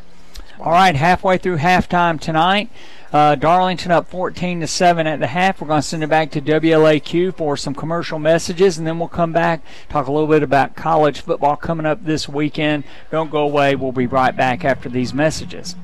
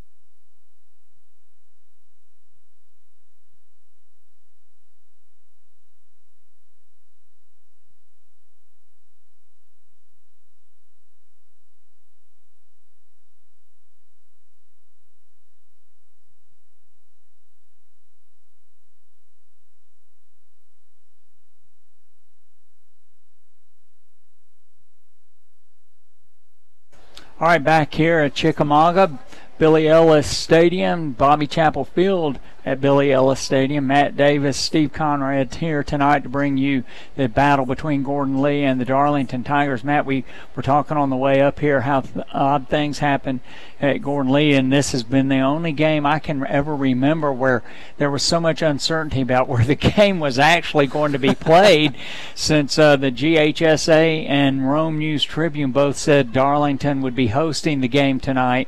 And I had to clarify with Coach Atha during the middle of the week because they were going back and forth. But anyway, it is a road game. I wasn't 100% confident on that until I called the athletic director this week at Gordon Lee, and he didn't talk to me like I'd lost my mind when asking permission to come up here and do the game. So we're in the right place. Evidently the fans, they figured it out because we got a good crowd on hand here tonight. But I'm like you, I've never seen anything quite like that before. It was really odd. Yeah, really strange. And Matt, you got some high school scores that you want to talk about before we talk a little bit about college football. Sure, man. We've got Gordon Central right now up at halftime over Pepperell. That'll be a shocker for folks, 14-13, even though Pepperell is a bit down this year. Got some young talent that they're trying to break in still. But, Gordon Central's had some tough years in recent times, and that would be a major upset if they were able to pull off the win playing against Pepperell. It's North Murray. Speaking of major upsets of brewing, North Murray over Calhoun 10-0. Now, I knew that North Murray was much improved over where they've been, but that good? I don't know. We'll see if that holds up. But right now they're on top.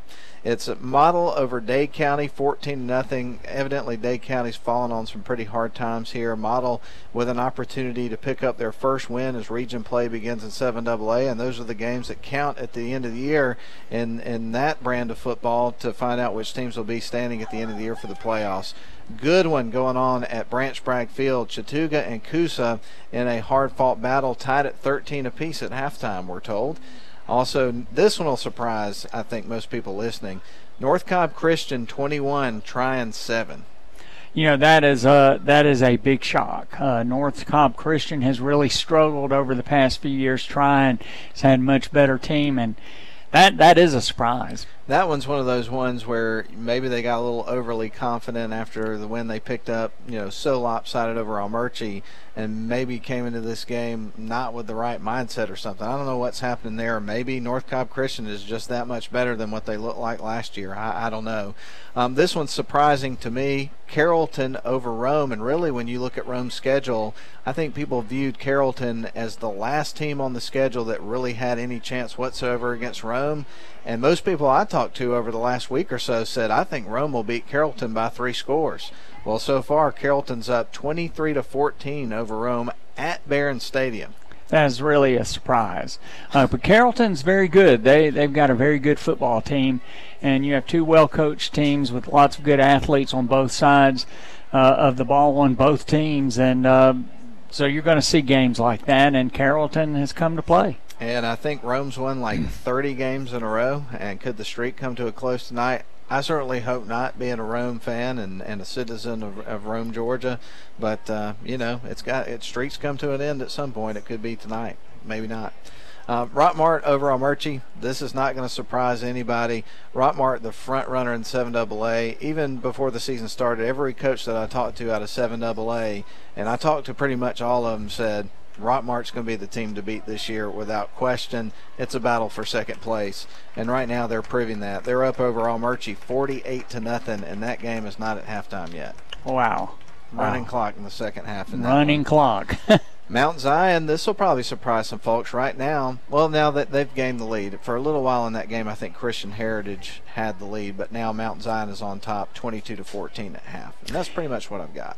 And, speaking of Rockmart, they were involved in an interesting game last week. They were playing Heard County, and they were up 33-0 at the half on Heard County when a lightning storm came through.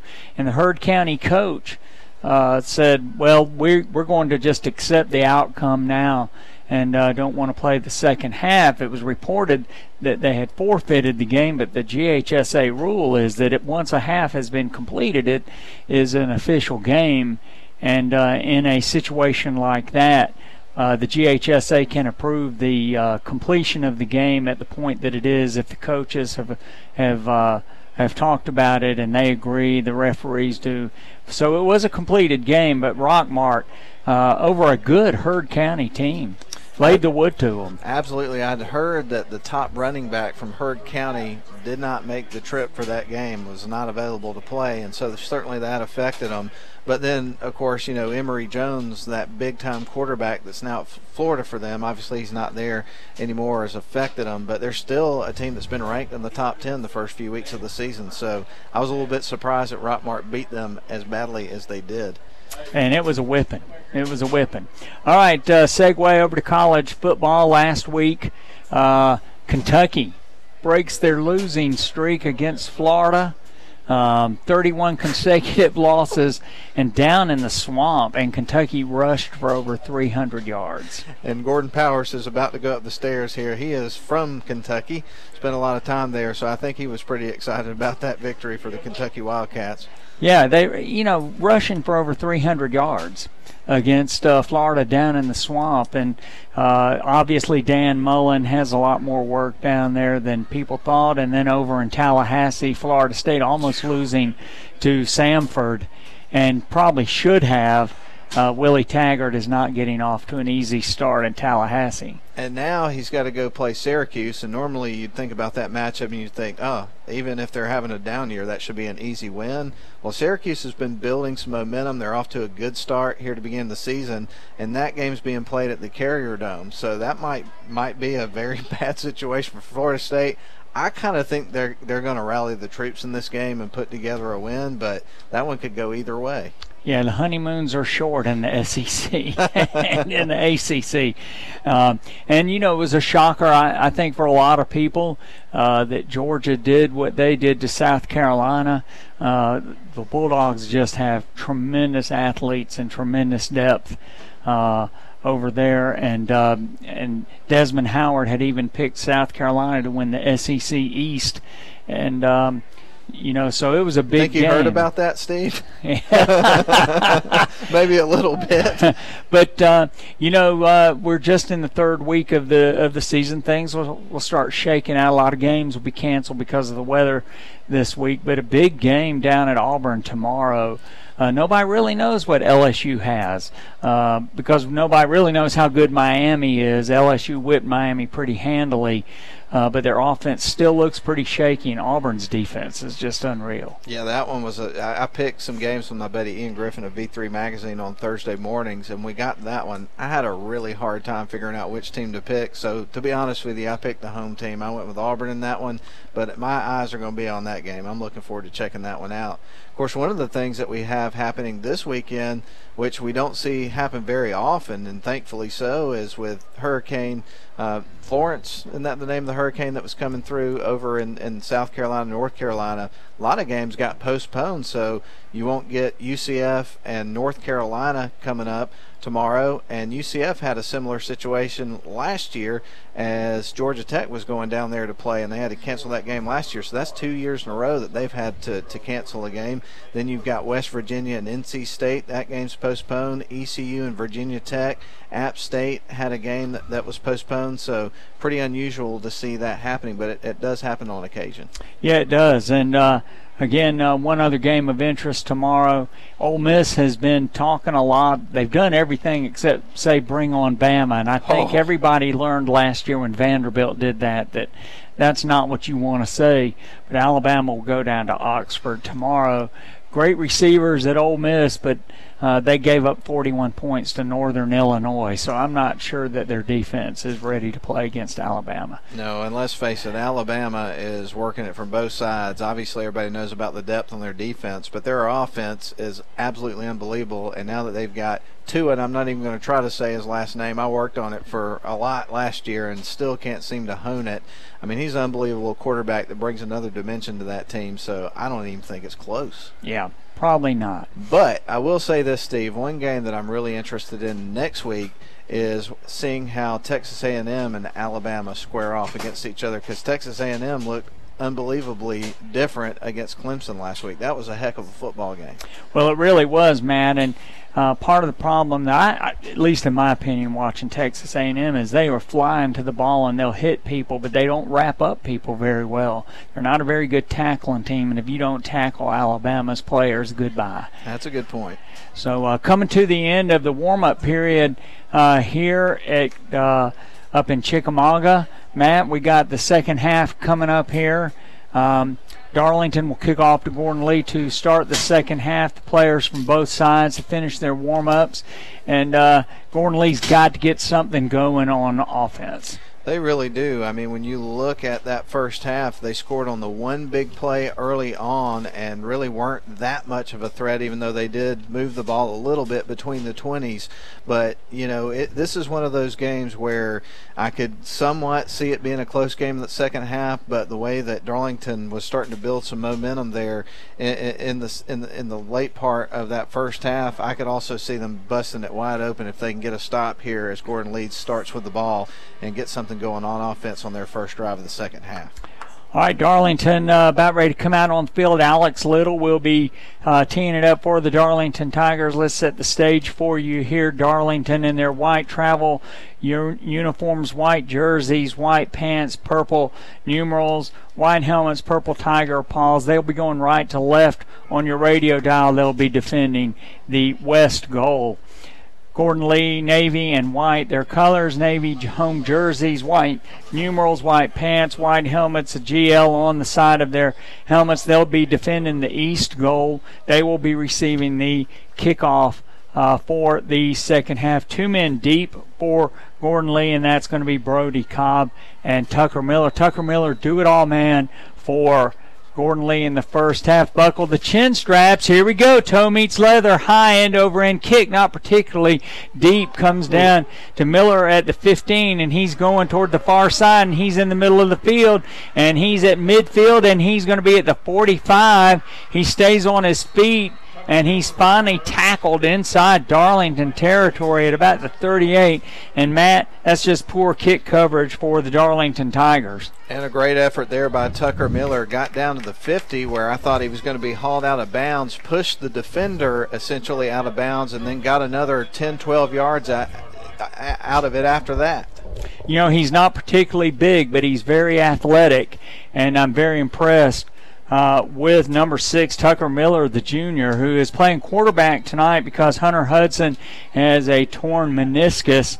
And so Gordon Lee trying to plug in some people to different places. 1st and 10 for the Trojans at the Darlington 37. And Miller fakes the handoff to a man, tries to get to the outside. He is grabbed, spins around at the 40, and then another man comes in to help clean up the mess, and he's going to lose, Matt, about 4. Yeah, the inside linebacker Dawson Williams came in on the tackle there and wrapped him up, and I think that, you know, the quarterback for Gordon Lee there, Tucker Miller, was pretty tired from that kick return on the previous play. I think so, Matt. I think he is the smallest player out on the field for Gordon Lee. Yeah, they don't give us the heights and weights on the rosters. I wish they would, but you're right. There's no question about that. All right, Miller in a shotgun formation. 2 wide outs to the far side, 1 to the near side with a halfback. The ball goes past Miller.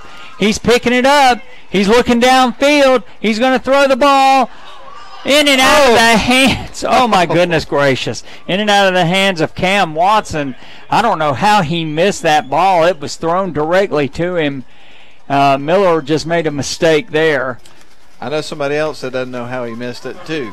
Cam Watson. He is real frustrated with that, but nonetheless, it turns into an incomplete pass. Yeah, incomplete pass. And, boy, that ball rolled past Tucker Miller at least 15 yards, and he picked it up, had the presence of mind to look downfield and throw the ball. He just threw it directly at a Darlington player who couldn't haul it in. So it's going to be 3rd down, Matt, and about 14 for Gordon Lee. They're inside Darlington territory after that great kickoff return.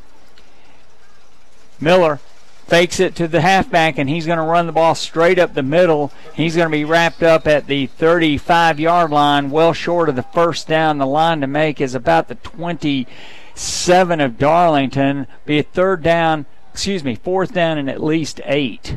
I tell you, going back to that last play for Tucker Miller, how many times have you seen that situation where best case scenario you take a huge loss, worst case scenario it's a scoop and score, and that kid picked it up and still got the pass off. That was unbelievable. Yeah, very great athlete and very cool presence of mind. And man comes in with the play from the sideline, so Gordon Lee's going to go for it on 4th down, about 8, a short 8. And the line to make is about the 27-yard line. The ball's on the 35-yard line of Darlington. Miller takes the ball, looks back, has pressure. Tate Ratledge crushes him. He overthrows his intended receiver. He was just getting rid of the ball when Tate Ratledge arrived. And that's going to be a turnover on downs to the Darlington Tigers. And it's a good thing he overthrew him, too, because the wide receiver for Gordon Lee, Cade Peterson, he was headed towards the end zone with nobody near him. Yeah, he had broken behind the defense, and Boy, he would have had clear sailing if that ball had been well thrown, but he had Tate Ratledge right on him. Tucker Miller did when he threw it. But Darlington will now have the ball 1st and 10 at their own 35-yard line. 9:57 to play in the third quarter. Tigers' first possession of the third quarter. Frank Manning looking to the sideline, trying to get the play so the Tigers can get started. Manning with a touchdown pass in the first half. If you're just joining us, to Casey Gunn, which tied the game at 7 before the Tigers scored on a long drive in the second quarter. He hands the ball off to Colin Rogers. Colin Rogers through the line, 50, 40, 30, 20, 15, and a man cuts him down inside the 15-yard line. Matt, he just took that ball from Frank Manning and took off on the right side on a great run, and Darlington's in business inside the 15-yard line of Gordon Lee. Yeah, that was a long run, and before that play, what a great defensive stop there for the Darlington defense, because Gordon Lee ran the kickoff all the way to the 37-yard line on Darlington's side. They got a stop, and then a big play right after the kickoff. He actually got knocked down, Matt, just inside the 10. So he will, Darlington will now have a 1st and goal inside the 10-yard line on the 9-yard line of the Trojans. The Tigers up 14-7, trying to convert here on their first possession. Handoff to Demetrius Rogers, touchdown! 9-yard touchdown run by Demetrius Rogers puts the Tigers up 20-0, and the Tigers are in business here in the third quarter. Shake and bake right there, the Darlington Tigers. You had, Colin Rogers with a big run that set up that play. Very next play, they give it to Demetrius Rogers, walks right into the end zone. Ball came out, jumped on it, and what a great play. And the Darlington Tigers strike early in the second half. If you're Greg Ellis of the Gordon Lee Trojans, this is exactly how you did not want the second half to start out. Going 4 and out, just turning the ball over on downs, even after that long kickoff return, and then the Tigers take the ball straight down for a touchdown. Little in for the extra point. Manning puts the ball down. It is up, and it is good. So with 9:22 to play here in the third quarter, Darlington extends the lead to 21-7. We'll send it back to WLAQ for a 30-second break and come back for more high school football. Don't go away.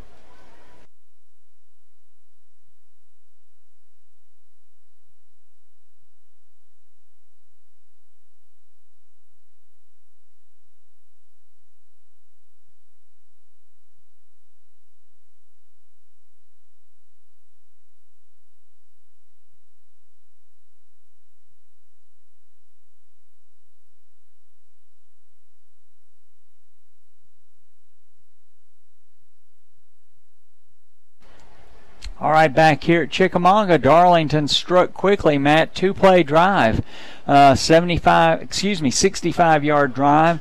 2 plays. Colin Rogers, Demetrius Rogers into the end zone, and the Tigers extend the lead to 21-7. And again, you had the opening kickoff of the second half, a big-time kick return, got it down to the 37-yard line in Darlington territory. To come up with a stop like that on defense really shifts the momentum in your favor, and then to cap it off with a big run and a 2-play drive and a score, Darlington's in business in the second half. Little kicks the ball. Tucker Miller drops it inside the 15. He's weaving his way outside. He got smacked. He was standing there. Somebody stood him up, and he got leveled. And, boy, Tucker Miller, he is a tough nut. He is really taking some hits. And we're seeing a very, very physical game here in this game, and it's coming from both sides for sure. And, that's what Friday Night Lights are all about. All right, ball just inside the 20-yard line for Gordon Lee for their second possession of the second half. And Tucker Miller has been at quarterback. If you're just joining us, he is replacing Hunter Hudson, who got injured. And he has really played well tonight. But you can tell right now, Matt, he is starting to feel the effects of some of these hits. He really is, and we've mentioned throughout the game he's in on every play.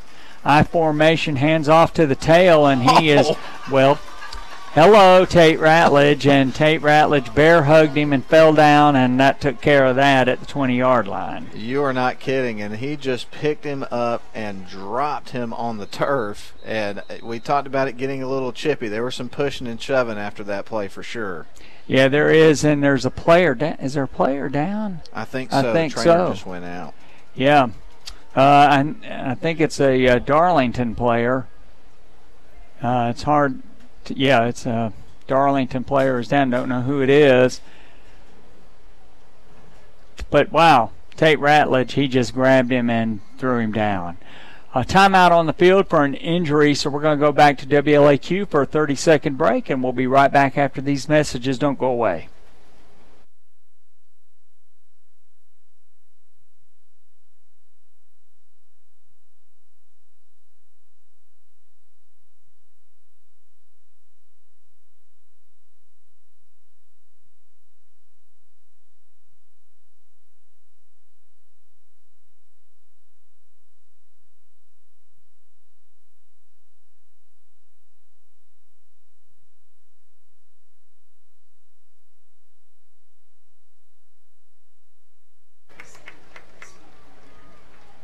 We're live. All right, we're back here in Chickamauga, and the injured player coming off the field is Rhett McDermott. So that is a big loss for Darlington if he's out for a while. He is not putting any weight on that right leg, Matt. No, he's not. And, of course, they had 3 people out there working on him, and I think it's very clear watching the way he's coming off the field. That is not a cramp, folks, and we'll see how severe this is here in a little bit. But it doesn't look too good right now, Steve. He's not putting any weight on that right leg at all. Not at all. Not at all. All right, second down for Gordon Lee. We'll bring you an update on Red if we get some information on him. And Gordon Lee, no gain on that play. Tate Ratledge made sure of that. So the Trojans in a shotgun formation. Miller, he is going to fake it, and now the play gets blown dead. And let's see, this will probably be an illegal procedure.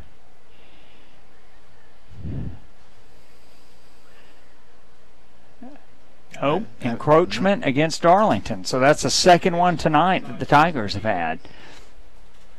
And if you're interested in baseball, the Atlanta Braves and Washington Nationals tied at 4. Of course, the Braves are doing something really nice this weekend. It was a great gesture, but for people that are on the road and getting away from and evacuated from the hurricane situation, they're offering free admission to the games this weekend and discounted concessions, I believe, also. So, wow, that's great. Mm-hmm. That's great for people coming to Atlanta from the areas affected by Hurricane Florence, which, Matt, is moving so slowly. Some of those places are just getting feet of rain, and they are low-lying areas. It's a very slow-moving storm. All right, Tucker Miller, he's going to bounce the ball to a receiver on the far side, trying to get a little bubble screen going over there, and it's going to be incomplete. So now it's going to be 3rd down and 5 for the Trojans. I'll tell you, one of the most eye-opening things that you see on the Weather Channel about the storm surge situation is when they show the models where the guy's standing out there on the street and they show the water go up to 6 feet, 8 feet, 9 feet, and what that would really look like if you were standing there. And it's pretty scary. It really is. Yeah, when hurricanes come, there's water, and there is a lot of water, and it comes at you from the ocean and comes at you from the sky, and in those areas around the coast can really be devastating and dangerous. All right, whistle blown, and this is going to be a timeout, I believe, by Gordon Lee. Let's see. All right, 8:27 to play here in the third quarter. Darlington 21 and Gordon Lee 7. So we're going to send it back to WLAQ for 30 seconds, and we'll come back for more football. Don't go away.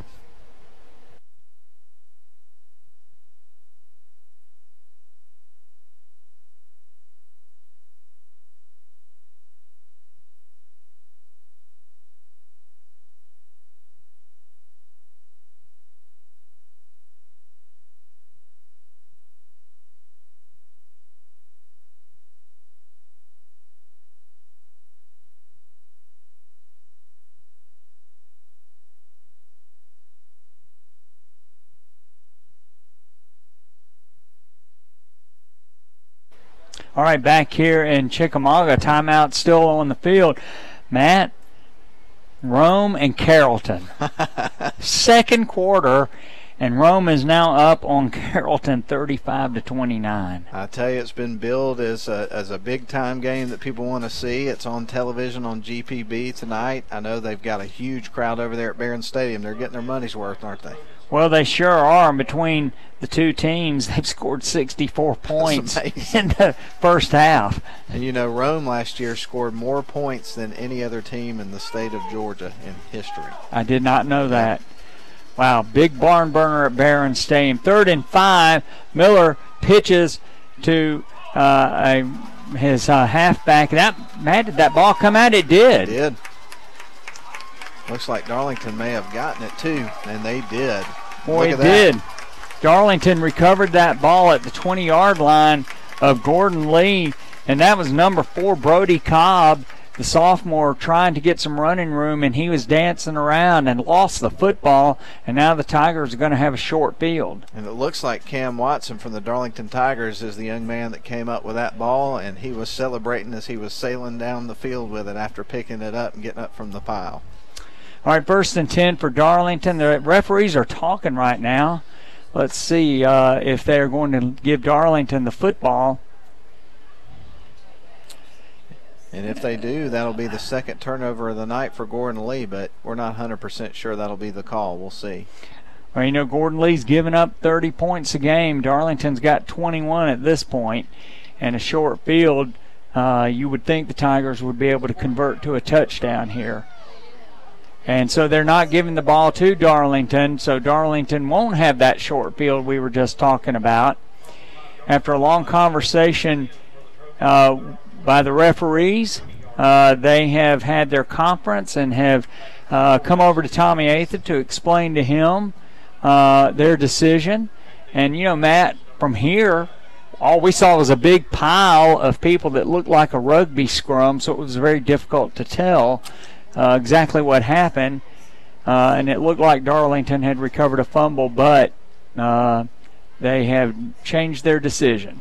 And, of course, right now we're watching Tommy Atha talking to a few of the officials. He's got the hands moving. He's being very emphatic in his body language and making his case, but at the end of the day, he's not going to get what he wants out of this, but nonetheless, it is not going to be a turnover, and it looks like we'll just see Gordon Lee punt it away. All right, Gordon Lee punting the football from their own 20, and their punter is standing inside the 10-yard line at the 6, and it's hard to see his number from here. Darlington has 2 men back to receive this punt, and it's going to be a line drive punt. It's going to bounce out of bounds close to midfield. Let's see where the referees mark it. I think the punter's Henry Ellis. I think I picked up a 3 on him. All right, Henry Ellis punts the ball. Line drive, about a 27-yard punt. It's going to be marked at the 47-yard line of Gordon Lee. So the Tigers will have great field position to start this possession. Tigers already have scored once in the third quarter on a 2-play drive. The Tigers gave up a long kickoff return to start this quarter, if you did not see that.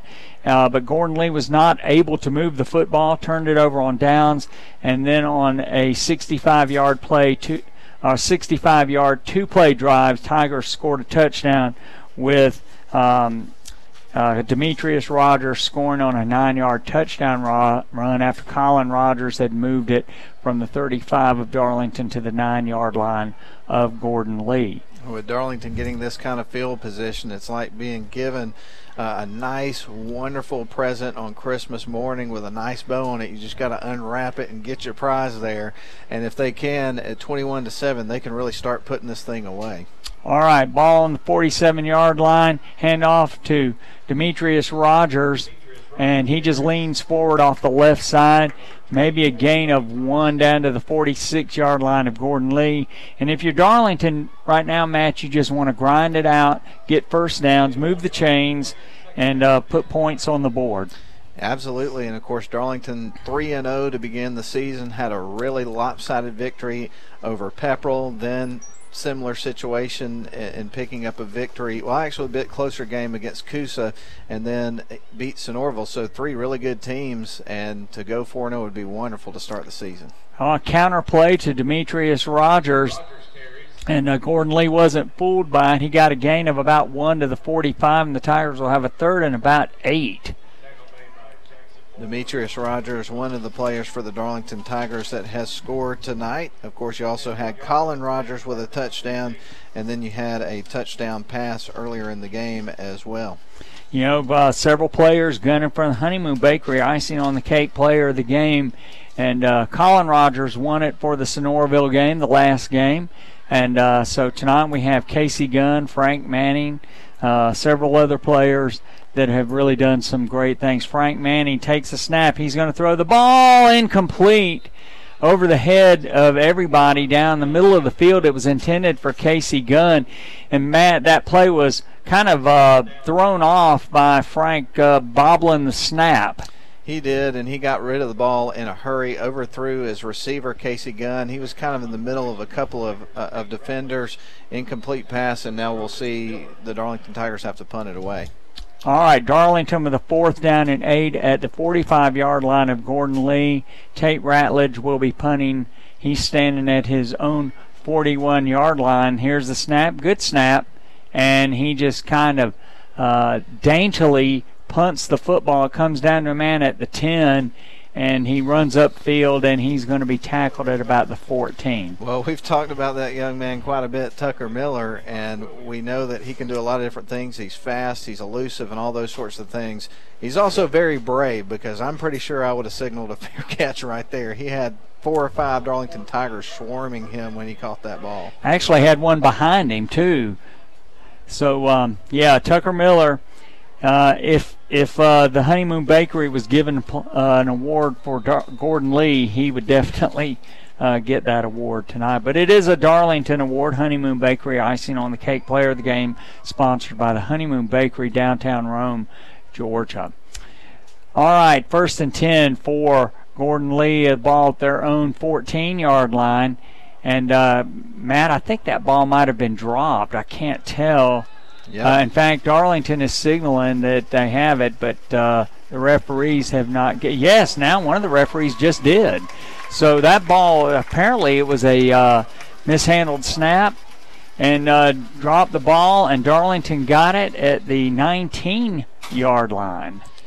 So the Tigers are going to have a 1st and 10, and weren't we just down here with a controversy about a fumble at the 20-yard line of Gordon Lee? We were, and then we saw Gordon Lee punt it away. Darlington had a short field on the Gordon Lee 48. Couldn't get anything going there, had to punt it away, went 3 and out. Now you're even closer. You're in the red zone. Steve, you've got to have points here on this drive. Absolutely, and, you know, you always want 6s instead of 3s, and the Tigers have a great opportunity here to get a touchdown. Colin Rogers is the halfback. 2 wideouts to the near side and 1 to the far side. Frank Manning looking to his left, looking, throwing, complete to Casey Gunn inside the 10-yard line, and that will be a 1st and goal for Darlington. Yep, you know, they threw the pass. I think it was a little bit short maybe than intended, but a complete pass of 1st down. Eyes got big. It looked like they may come up with a touchdown there on that first play, and here are the Darlington Tigers in business in the red zone. All right, 1st and goal for Darlington at the 8-yard line of Gordon Lee. The Tigers can really break this game open here with a touchdown. They really could, up 21-7. If you get another score here, obviously the game's not in pocket, but it's certainly headed that way. Demetrius Rogers in at halfback, trying to move some people around. Play clock going down. Frank Manning. And Darlington's going to call a timeout here, I believe. Yes, so play clock had run out. They couldn't get everybody where they wanted to, so they call a timeout. So 5:52 to play here in the 3rd quarter. Darlington 21, Gordon Lee 7. We'll send it back to WLAQ for a 30-second break, and we'll be right back.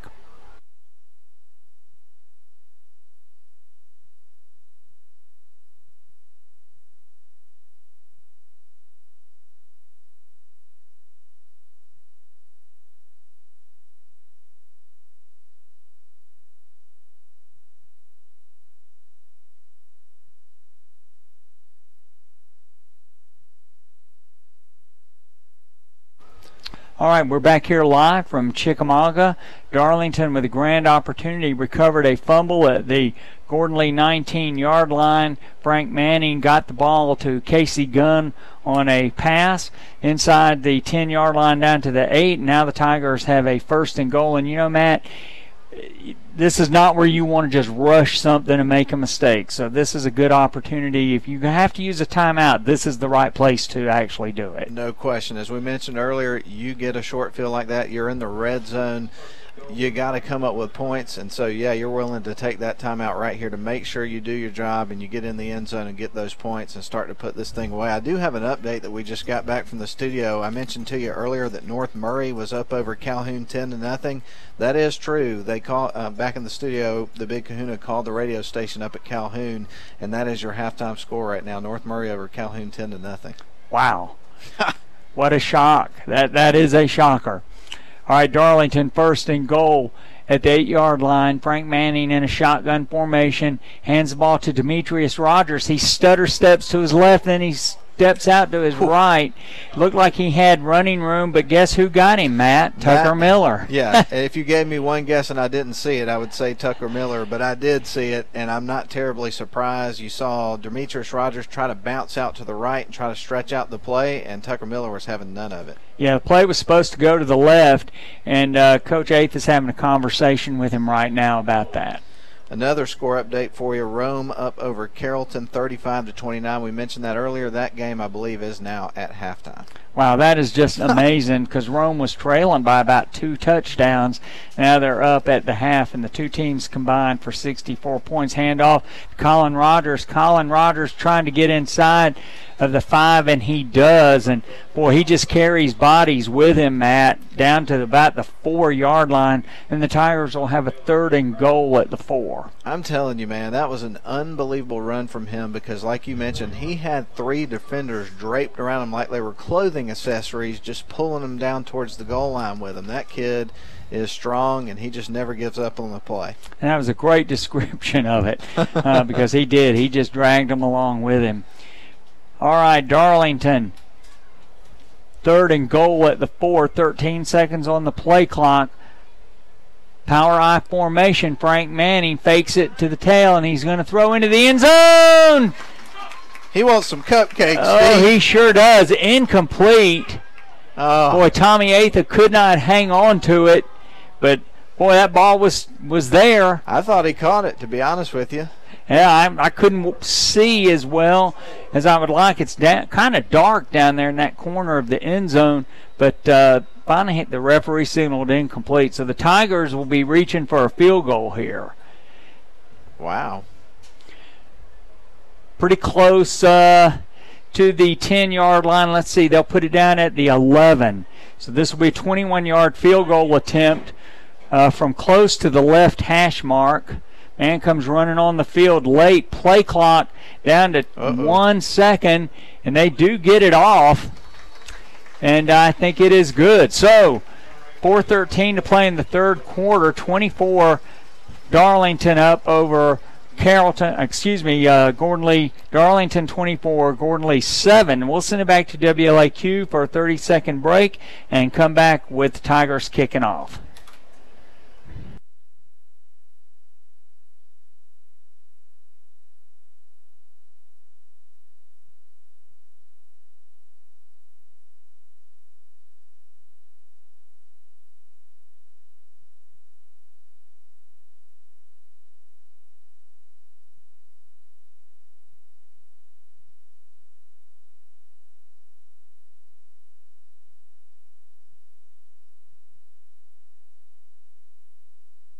All right, we're back up here at Chickamauga. Alex Little, he is teeing the ball up on the near hash mark as the Tigers are going right to left on your radio dial. And he is about ready to kick off to the Gordon Lee Trojans. The Tigers are now up by 17 points, Matt. Here it is. Toe meets leather high, end over end kick, and it's going to come down. It's going to bounce. Tucker Miller picks it up, and he runs right by a Darlington defender. He's running right down the middle of the field. He's at midfield 45, and he is finally wrestled out of bounds. at about the 40-yard line of Darlington the second time tonight, and second time this quarter. He has done that. And Steve, it almost looked identical. He started off kind of up the middle of the field, and he ran it off to the far side, down the sidelines, and it was almost like, deja vu all over again, as Yogi Berra would say. Yeah, great kickoff return. Let's see where they mark it. He got to the 38 of Darlington on the first one. Now he's gotten down to the 39 of Darlington. So 4:04 to play here in the third quarter, and Gordon Lee is set up again. Now, they couldn't move the football after the first kickoff return by Miller here in the third quarter. Let's hope the Darlington Tigers are going to be able to shut them down here. 1st and 10 for Gordon Lee. Miller under center I formation. And actually, he was the tail. The ball's on the ground. Somebody get on it. And I think Darlington may have it again. Yes, the Darlington Tigers, can't see who fell on it, but Tucker Miller, he took the pitch, Matt, from Blake Gross, who was under center. And as he was running to the 40-yard line, that ball popped out and rolled backwards, and Darlington has it. And this will be the third turnover of the night for Gordon Lee, and they've wasted 2 spectacular kickoff returns. And, Steve, that was Roth Wilcox for Darlington that came up with that ball. All right, so Roth Wilcox looking for the Honeymoon Bakery icing on the cake player of the game. I'm glad we're going to have a committee tonight, because I don't know if you and I can come up with this decision by ourselves. We need some help. They're making it difficult on us. Well, there's a lot of good plays that have been made tonight.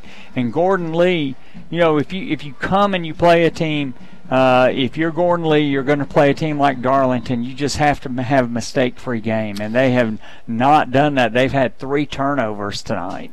You really do, and one of the things that's so impressive about this Darlington team is that they do make that decision so difficult for us, because every night it's a great team effort, and you're having guys contributing in a lot of different areas. All right, Frank Manning in a shotgun, takes the ball, looks to his left. He's throwing the ball down the middle of the field. Roth Wilcox, in and out of his hands. Oh, my goodness, Matt. And I got to tell you, Frank put that one on the money. I think that pass was right where it needed to be. Bobbed a little bit, couldn't hang on to it, but man, that was going to be highlight reel stuff. That ball was right there. Perfect pass by Frank Manning, who is he's got cupcakes in his dreams. At this point in time, I'm thinking so, and I think one of the reasons for that is just watching how much he's progressed in a short period of time, and we're really seeing this young quarterback come to life in this game. Yeah, we are, and we also need to be giving credit to the offensive line, and we'll call out some of those names in just a minute, because he didn't have anybody on him, and he's going to fake the ball on a handoff complete to Casey Gunn out here on a bubble screen. Casey Gunn is going to be dropped for a loss out here. But, we talk about the Darlington offensive line, and, of course, people talk about Tate Ratledge, but you've also got Jacob Daniel, Colin Zazzaro out here, and you've got Blake Collier. So the Tigers have some really good offensive linemen. Cade Brock is out there. Again, we mentioned Jacob Daniel. He is playing center.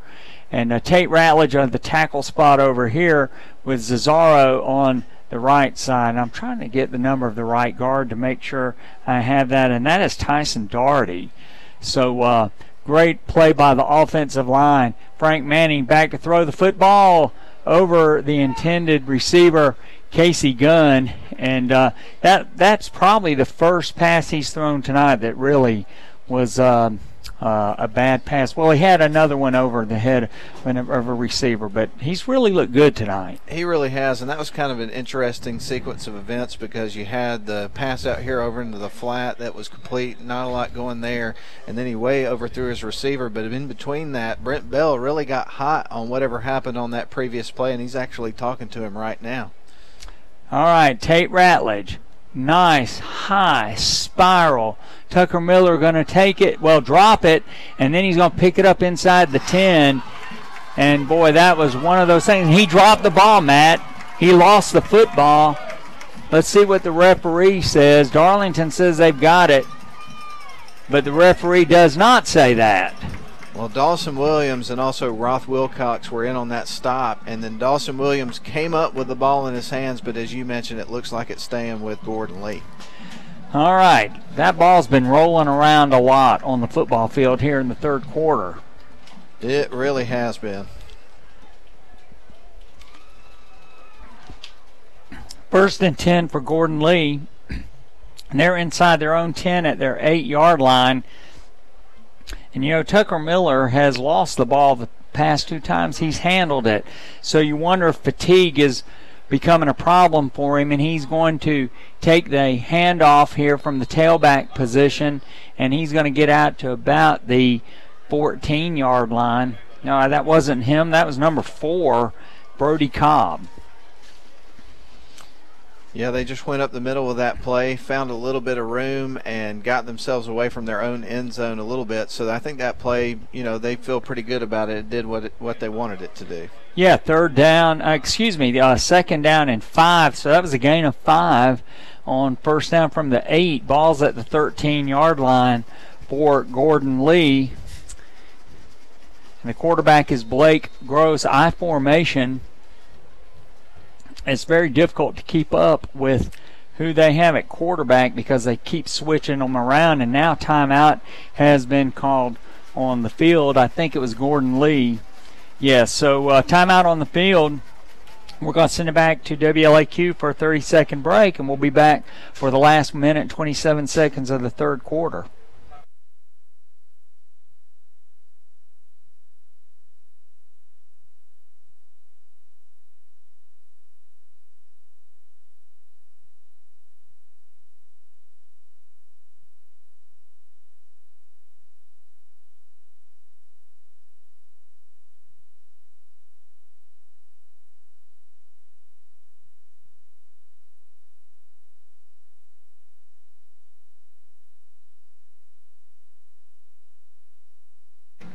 All right, back here at Chickamauga, Gordon Lee facing a second down and 5 from their own 13, Matt.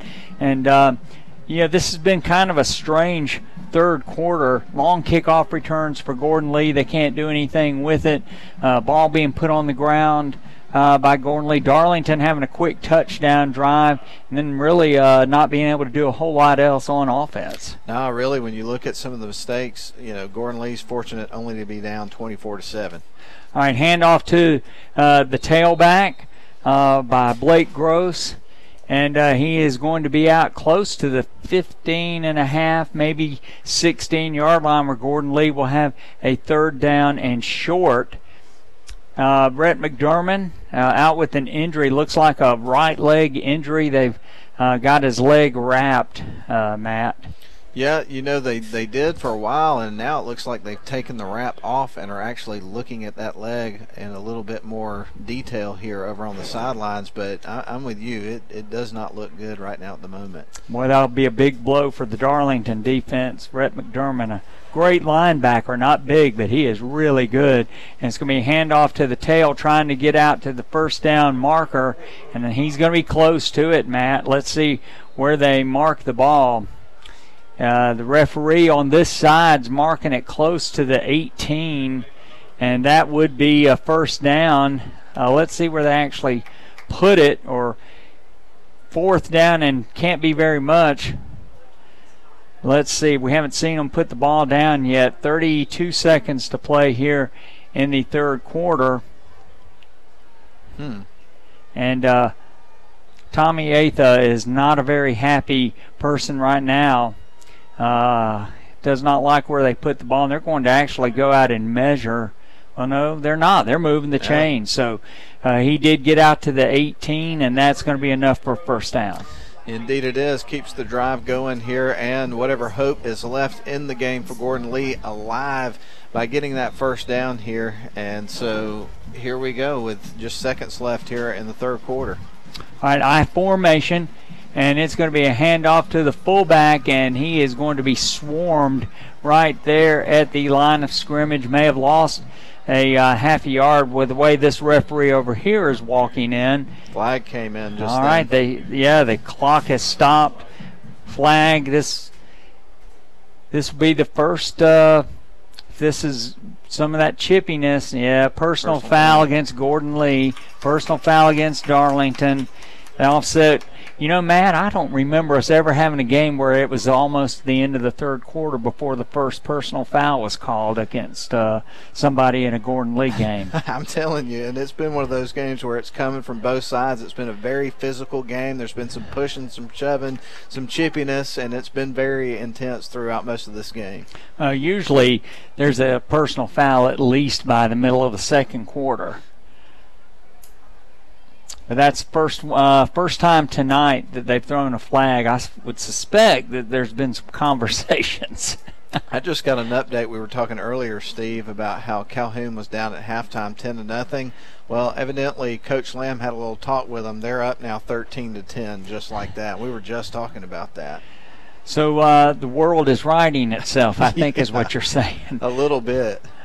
All right, Gordon Lee going to hand off on a speed sweep, and the man breaks through on the left side, and he's running free at the 40, 45, 50, 45, 40, and he is brought down. Boy, what a great run by Cade Peterson, the sophomore, and he is down to the 37-yard line of Darlington. And, of course, Matt, you know what happened the last time Gordon Lee had big plays and ended up around Darlington's 37 or 38. Gordon Lee couldn't do anything with it. But that's going to be the last play of the third quarter. Darlington 24, Gordon Lee 7, but Gordon Lee with a big run, and they're in business at the Darlington 37-yard line. So we're going to go back to WLAQ for a commercial break and be cut back for the fourth quarter. Don't go away.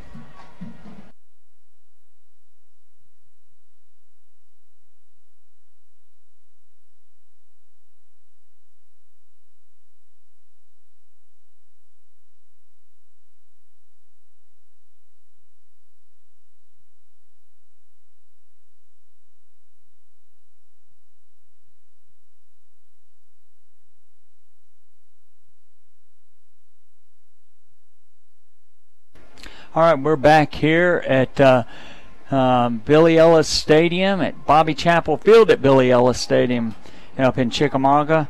The last quarter of tonight's game between Gordon Lee and Darlington. Darlington up 24-7. The Tigers scoring 10 unanswered points in the third quarter. But, Matt, you know, that third quarter took a long time to play. It really did. It was like the game just started going in slow motion, and right before we got to the end of the third quarter, you had the big run there for Gordon Lee that got them on the other side of the field. But we also need to point out that Demetrius Rogers absolutely tracked him down and ran him down. Otherwise, that would have been a touchdown. So Demetrius Rogers really helped out his team and saved a touchdown just moments ago. All right, and Tommy Atha is still talking to the referees, and now they are moving the ball. Okay, it's going to be 1st and 10 at the 38-yard line. They actually had it out at the 43, but the 38-yard line of Darlington, and Gordon Lee will have a first down. All right, Gordon Lee with one wide out to the far side, two to the near side. Snap is taken by the quarterback. He's going to make a quick pitch out here. And that is going to be to Brody Cobb, and he is going to go up the left sideline for a little bit of a gain. Let's see where they mark the ball. Referee's at the 34, Matt. That'll be a gain of 4. Yeah, you know, got a little bit out of that play, but again, Darlington's defense standing pretty tall here in these situations, and you're having some big plays from Gordon Lee, but then Darlington's defense just really pins their ears back. We got a flag, it looks like. Yeah, we do, and they're going to mark it off from the original line of scrimmage. Actually, they're marking it off from the 39 when they should be marking it off, I think, from the 38, because that's where the ball was. So they've kind of lost their their yards here. They track of their yards here. You know, when they originally marked it after the long run, it was at the 37. They set it at the 38 right before they moved the ball back or to the other side of the field for change of quarter, and they just marked that penalty off from the 39. And that is huge for Darlington, because obviously you saw the big play that got them over on Darlington's side of the field. Now they're backed all the way up to the middle of the field. First and 21 for Gordon Lee from the 49-yard line of Darlington, and now the Trojans have used their final timeout of the second half. So 11:54 to play here in the football game. Darlington 24, Gordon Lee 7. We'll send it back to WLAQ for a quick 30-second break.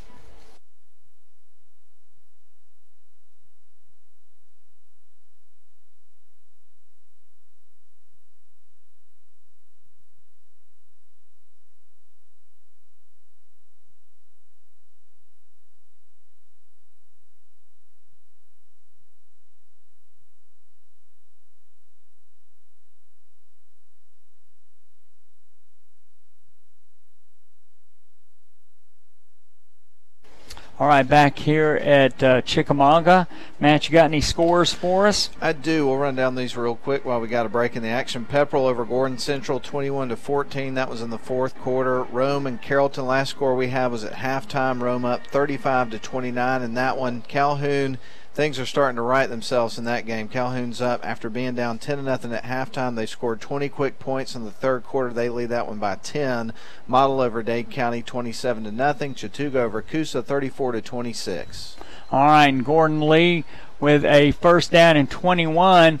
The quarterback takes the ball from the shotgun position. He is dragged down at about the 46-yard line of Darlington. So that's going to be a gain of 3, second and long for Gordon Lee. And we've had a couple of quarterback changes in this game for Gordon Lee. Obviously, their regular starting quarterback, Hunter Hudson, who we mentioned earlier, is injured, but we've seen Tucker Miller at that position mostly. Right now, they've got Blake Gross out there. All right, and Gross ran for 3 yards. Here's another update on the Atlanta Braves. The Atlanta Braves now lead the Washington Nationals 6-4 in the top of the 6th inning. All right, Gordon Lee with a second down. The line to make is the 28-yard line of Darlington. The ball is on the 46. And Gross going to throw out here on a little bubble screen. And that is Cam Watson. He's not having any of it. And he wraps him up, throws him down immediately. And that's going to be a loss back to the 49. And it will be third and very long for the Trojans. So we've seen in this game from Gordon Lee, big kick returns. We've seen a few big plays, but you've got to be able to consistently follow that up with something else. And so far in this game, they've just not been able to string together a few good plays in a row. This is the third time in the second half they have gotten the ball inside Darlington's 40 and have not been able to do anything once they've gotten inside of the Darlington 40. All right, I think that's Gross at quarterback. He's in a shotgun, 3 wideouts to the far side. Gross takes the ball, rolls to his right, looking downfield. He throws the ball in and out of the hands of the intended receiver, and Cam Watson couldn't hang on. And I think that's the second one that's been right to him that he's dropped. Yeah, that one bounced around a little bit and ended up kind of flying off his arms out of bounds. But you're right, that's the second time here in this game where maybe an opportunity for an interception turns into an incomplete pass. But at the end of the day, we're going to see Gordon Lee punted away here in just a few moments. And let's face it, if they want to climb back into this game, they're running out of time. Yeah, Henry Ellis is going to be punting for Gordon Lee again. And he's a sophomore. They got a lot of young players on this team, Matt. A lot of sophomores playing a lot of time. And here's a good punt. Boy, it turns over. Demetrius Rogers takes it at the 14. Boyd's man, he's going to the far sideline. He's got a blocker out in front of him. 30, 35, 40, 45, and he's pushed out of bounds. And what a great return by Demetrius Rogers. I don't see a flag on the field. There is one. Is there? This one's coming back. I see it now. Way back at the 17-yard line, so it will come back. I got a feeling this is going to be a holding call. If things opened up for him, there might have been a reason why. Boy, he hit that sideline, though. Turned the burners on. He really did. And, I mean, he's one of those players when you're the opposing team, you got to just kind of hold your breath whenever he touches the ball because he's always just a step or two away from breaking a big play.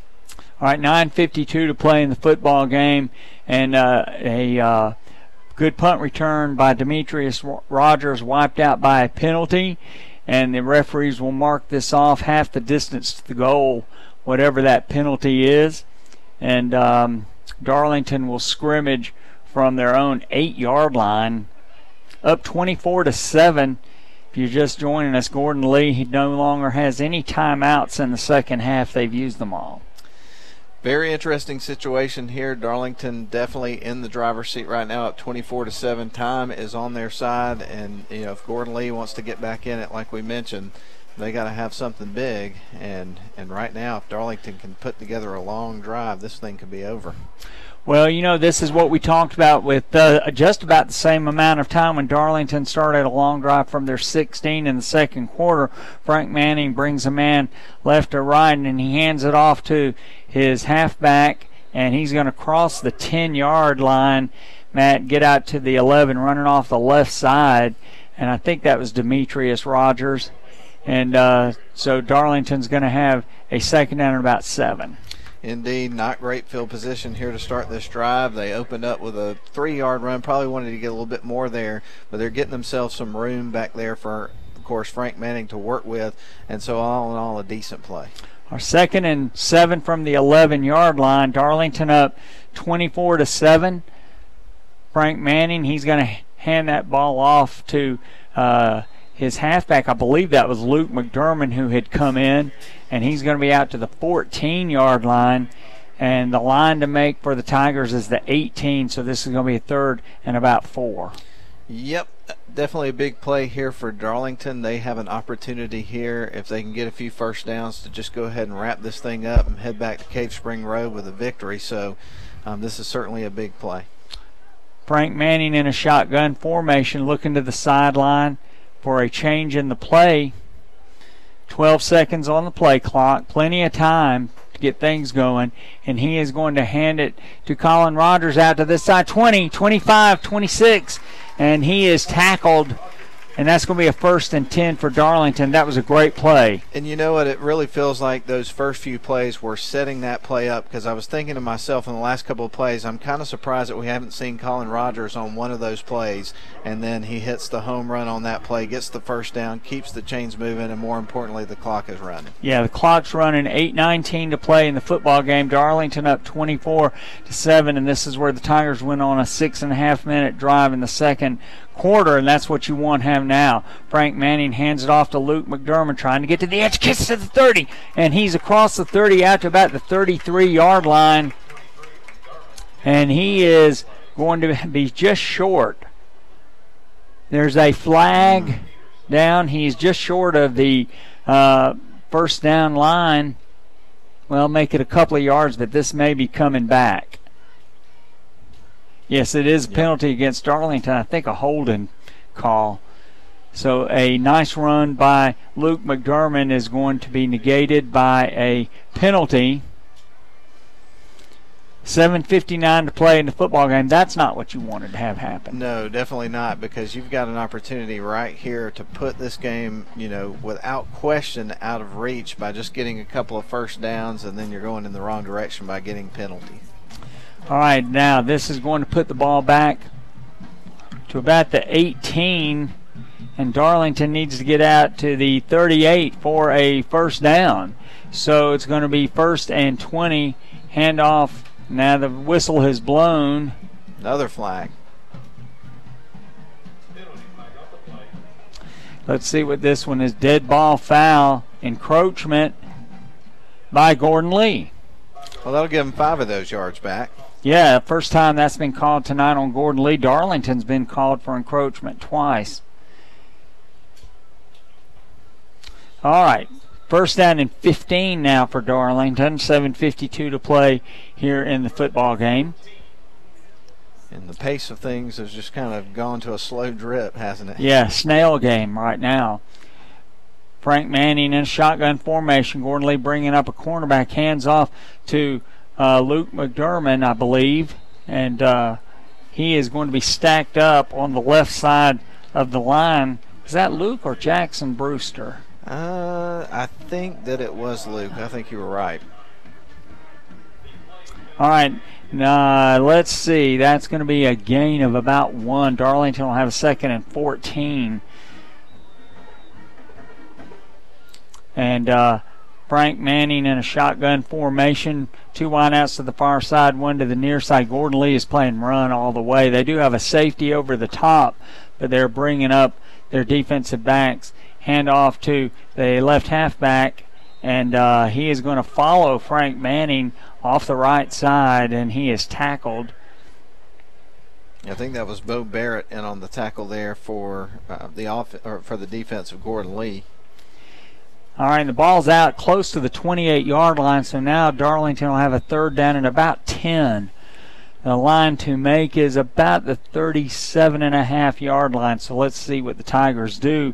Clock's running, 6:39 to play in the football game. We've almost gotten to the halfway point of the 4th quarter. Tigers up 24-7 if you're just joining us. Manning in a shotgun, rolls to this side. He's looking downfield, and he's going to throw the ball. Incomplete, just past the extended hands, his intended receiver, number 9, Gil Maurer. And the Tigers will be forced to punt. And, Steve, that was great coverage there by Cade Peterson, who came over and was in front of the wide receiver. And for a second there, I thought he had a good angle to potentially intercept that pass. All right, so the holding penalty was very, very huge because Darlington had a 2nd down and about 3, and then that run was negated. Tate Ratledge punting on 4th down, and this is going to be a high kick, not particularly long. It hits at the 41-yard line of Gordon Lee and then just rolls sideways out of bounds. Yeah, didn't take a Darlington bounce on that one. As you mentioned, pretty much is going to end up where it landed. And, you know, Darlington's still in – oh, we have a flag. We have a flag now. I'm starting to think about a game years ago. We're in the 4th quarter. One particular official, he started throwing flags on every single play. And that 4th quarter lasted for an eternity. So let's see what we've got now. Enjoying his night out. He's not ready to go home yet. He's not ready to go home. Gordon Lee is walking backwards. So this looks like it's going to be some kind of penalty against the Trojans, holding or blocking the back. Let's see. We can't see it from here, but the referee's facing the other way. So let's see him mark it off. Kind of looked like he threw up a holding call, but like you say, we're on the opposite side. 6:15 to play in the football game. Maybe over by midnight tonight. Yeah, the Big Kahuna's got to get to the Rome Orthopedic Center High School scoreboard show. It starts in 7 minutes. Yeah, this second half has been interminable. It really has been, and it was interesting because the first part of the game was going by fast, but, you know, oftentimes you just see, you know, the pace of the game slow down, and this has been the case tonight for various reasons, including a lot of penalty flags. All right, and our executive producer has just told us this is a holding call, and it was marked off 10 yards, so now Gordon Lee will have a 1st down at their own 31-yard line, and quarterback pitches to the tail. That is Brody Cobb, and he is going to be wrapped up at about the 33-yard line as that ball goes outside over there. Not much running room there. Under 6 minutes to play here in the football game. Tigers up 24-7. Yep, you know, you're in a situation here if you're Gordon Lee. You've got to have big plays, and you got to have them quick if you're going to get back in this game. And you're not in the situation where Darlington's in where you can just run the ball and, you know, try to extend drives and get 1st downs. You got to have big chunks of yards. And they've only had one big pass play tonight, and they had that one big running play at the end of the 3rd quarter, but everything else has just been chipping along. All right, quarterback in a shotgun formation. 1 wide out to the far side, 2 to the near side, 2 halfbacks. Gross back to throw, got pressure rolling to his right, and he is going to be tackled on the far side, and there's another flag down. It's laundry day here at the home of the Trojans, Bill Neal Ellis Stadium. Boy.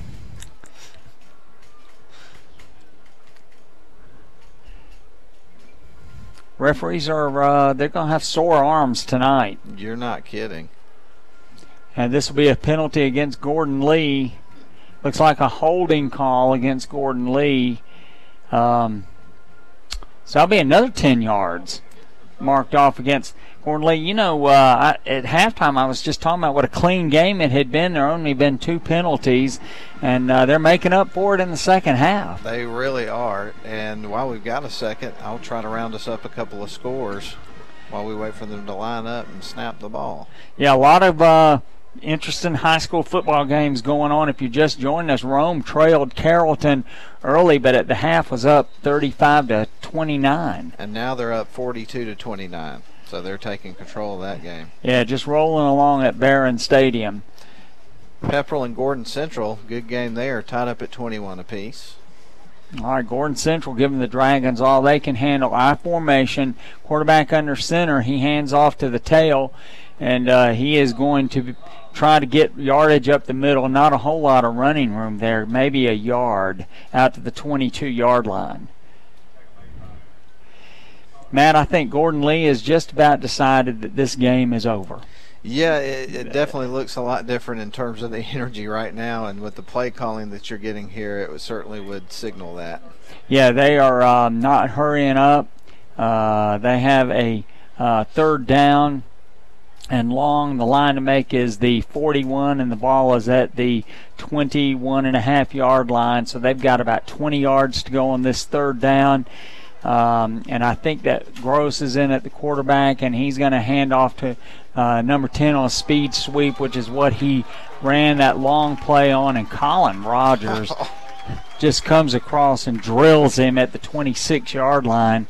And we've hit the 4-minute mark of the football game. It's going to be 4th and long for Gordon Lee. And I tell you what, you still have the Darlington Tigers flying around to the ball, making big plays, big hits, and I think that's obviously one of those things that the coaches are going to be very excited about. They're getting a full 4 quarters out of their team. It hasn't been a perfect game, but it's been 100% effort throughout. Yeah, and Gordon Lee, they have played well. Considering they've had to be switching their quarterbacks back and forth, and next week they're going to be at Tryon, their big rival. Long punt, line drive. Demetrius Rogers takes it at the 38. He's running up the near sideline, cuts up inside, and he is tackled right in front of us at the 46-yard line of Gordon Lee, and a Gordon Lee player came flying in, hit him head first, and knocked his helmet off. And no penalty called on that, and Coach Atha is livid again. Darlington Tigers are going to have the ball on the Gordon Lee 46 to begin their next drive. They've had great field position all night. These referees are going to be hearing Coach Atha's voice in their head tonight while they're sleeping. He's definitely been intense today, but that's definitely one of the hallmarks of this football team, and it's been a very, very intense physical game tonight for sure. It has, and the clock has started running again. Usually on a change of possession it doesn't run. We're under 3 minutes now, 24-7. Tigers look like they're heading to 4-0 with Mount Zion coming next week. Frank Manning hands it off to the halfback, who gets about a yard up the middle, and that's going to be 2nd down and 9 for Darlington. That is Luke McDermott. And if you just joined us, Rhett McDermott, senior linebacker, came out, had an injury, and he has a brace on his right knee now, Matt. He sure does, and of course right now, you're looking at this defense, and look what they've accomplished throughout this season. I mean, Darlington in the first game gave up 2 touchdowns to Pepperell, 14 points, only gave up 6 to Coosa, shut out Sonorville, and now they've only given up 1 touchdown to Gordon Lee. All right, Luke McDermott trying to get to the corner, and he is tackled at about the 45, the line of scrimmage. Inside 2 minutes now, clock running.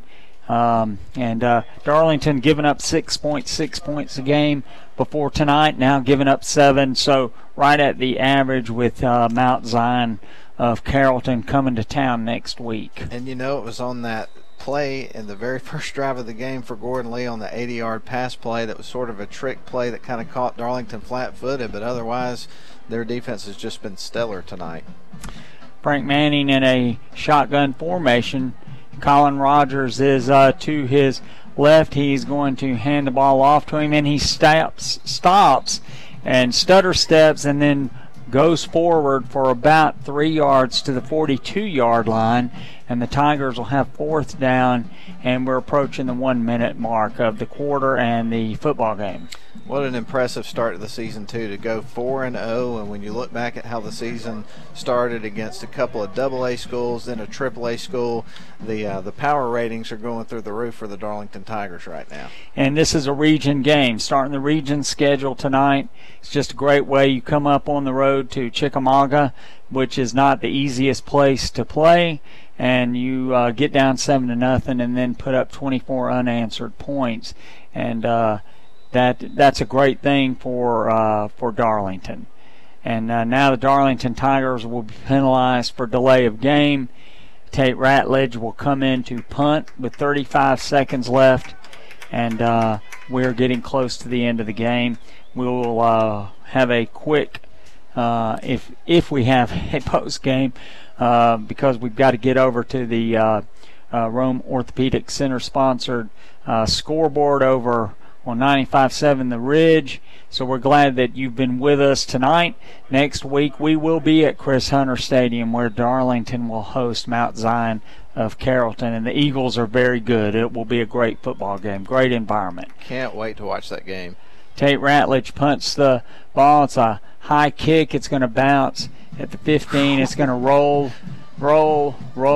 inside the 5-yard line, and that's been a night for Gordon Lee, Matt. It really has been. It's been a tough night for them. You know, they got off to a quick start with that quick play, 80-yard touchdown pass, but that's been pretty much all they've had in this game. They have had times at the game where they moved the ball pretty well between the 20s and had a big play or two here and there, but they've never really threatened the Darlington Tigers. And I think tonight this game has turned out probably how most would have predicted it would turn out. All right, and Darlington thus far hasn't been flashy in their wins, but just grind it out. 44-14 over Pepperell to start with, 21-6 over Coosa, 20-0 over Sonoraville, 24-7 over Gordon Lee. So Tigers are consistent. They are, and again, it goes back to the way they play as a team. They don't have a guy that's going to go out there and rack up 300 or 400 yards and score 5 touchdowns. They play together as a team, and they're getting it done. All right, Gordon Lee runs off, tackle to the left side, a gain of about 2.5, and I think that's going to be the last play of the football game. We're inside 10 seconds. The referee is about to set the ball. He does, but Gordon Lee, I don't think, wants to run another play, and the clock has expired. So Darlington runs its record to 4-0 with a 24-7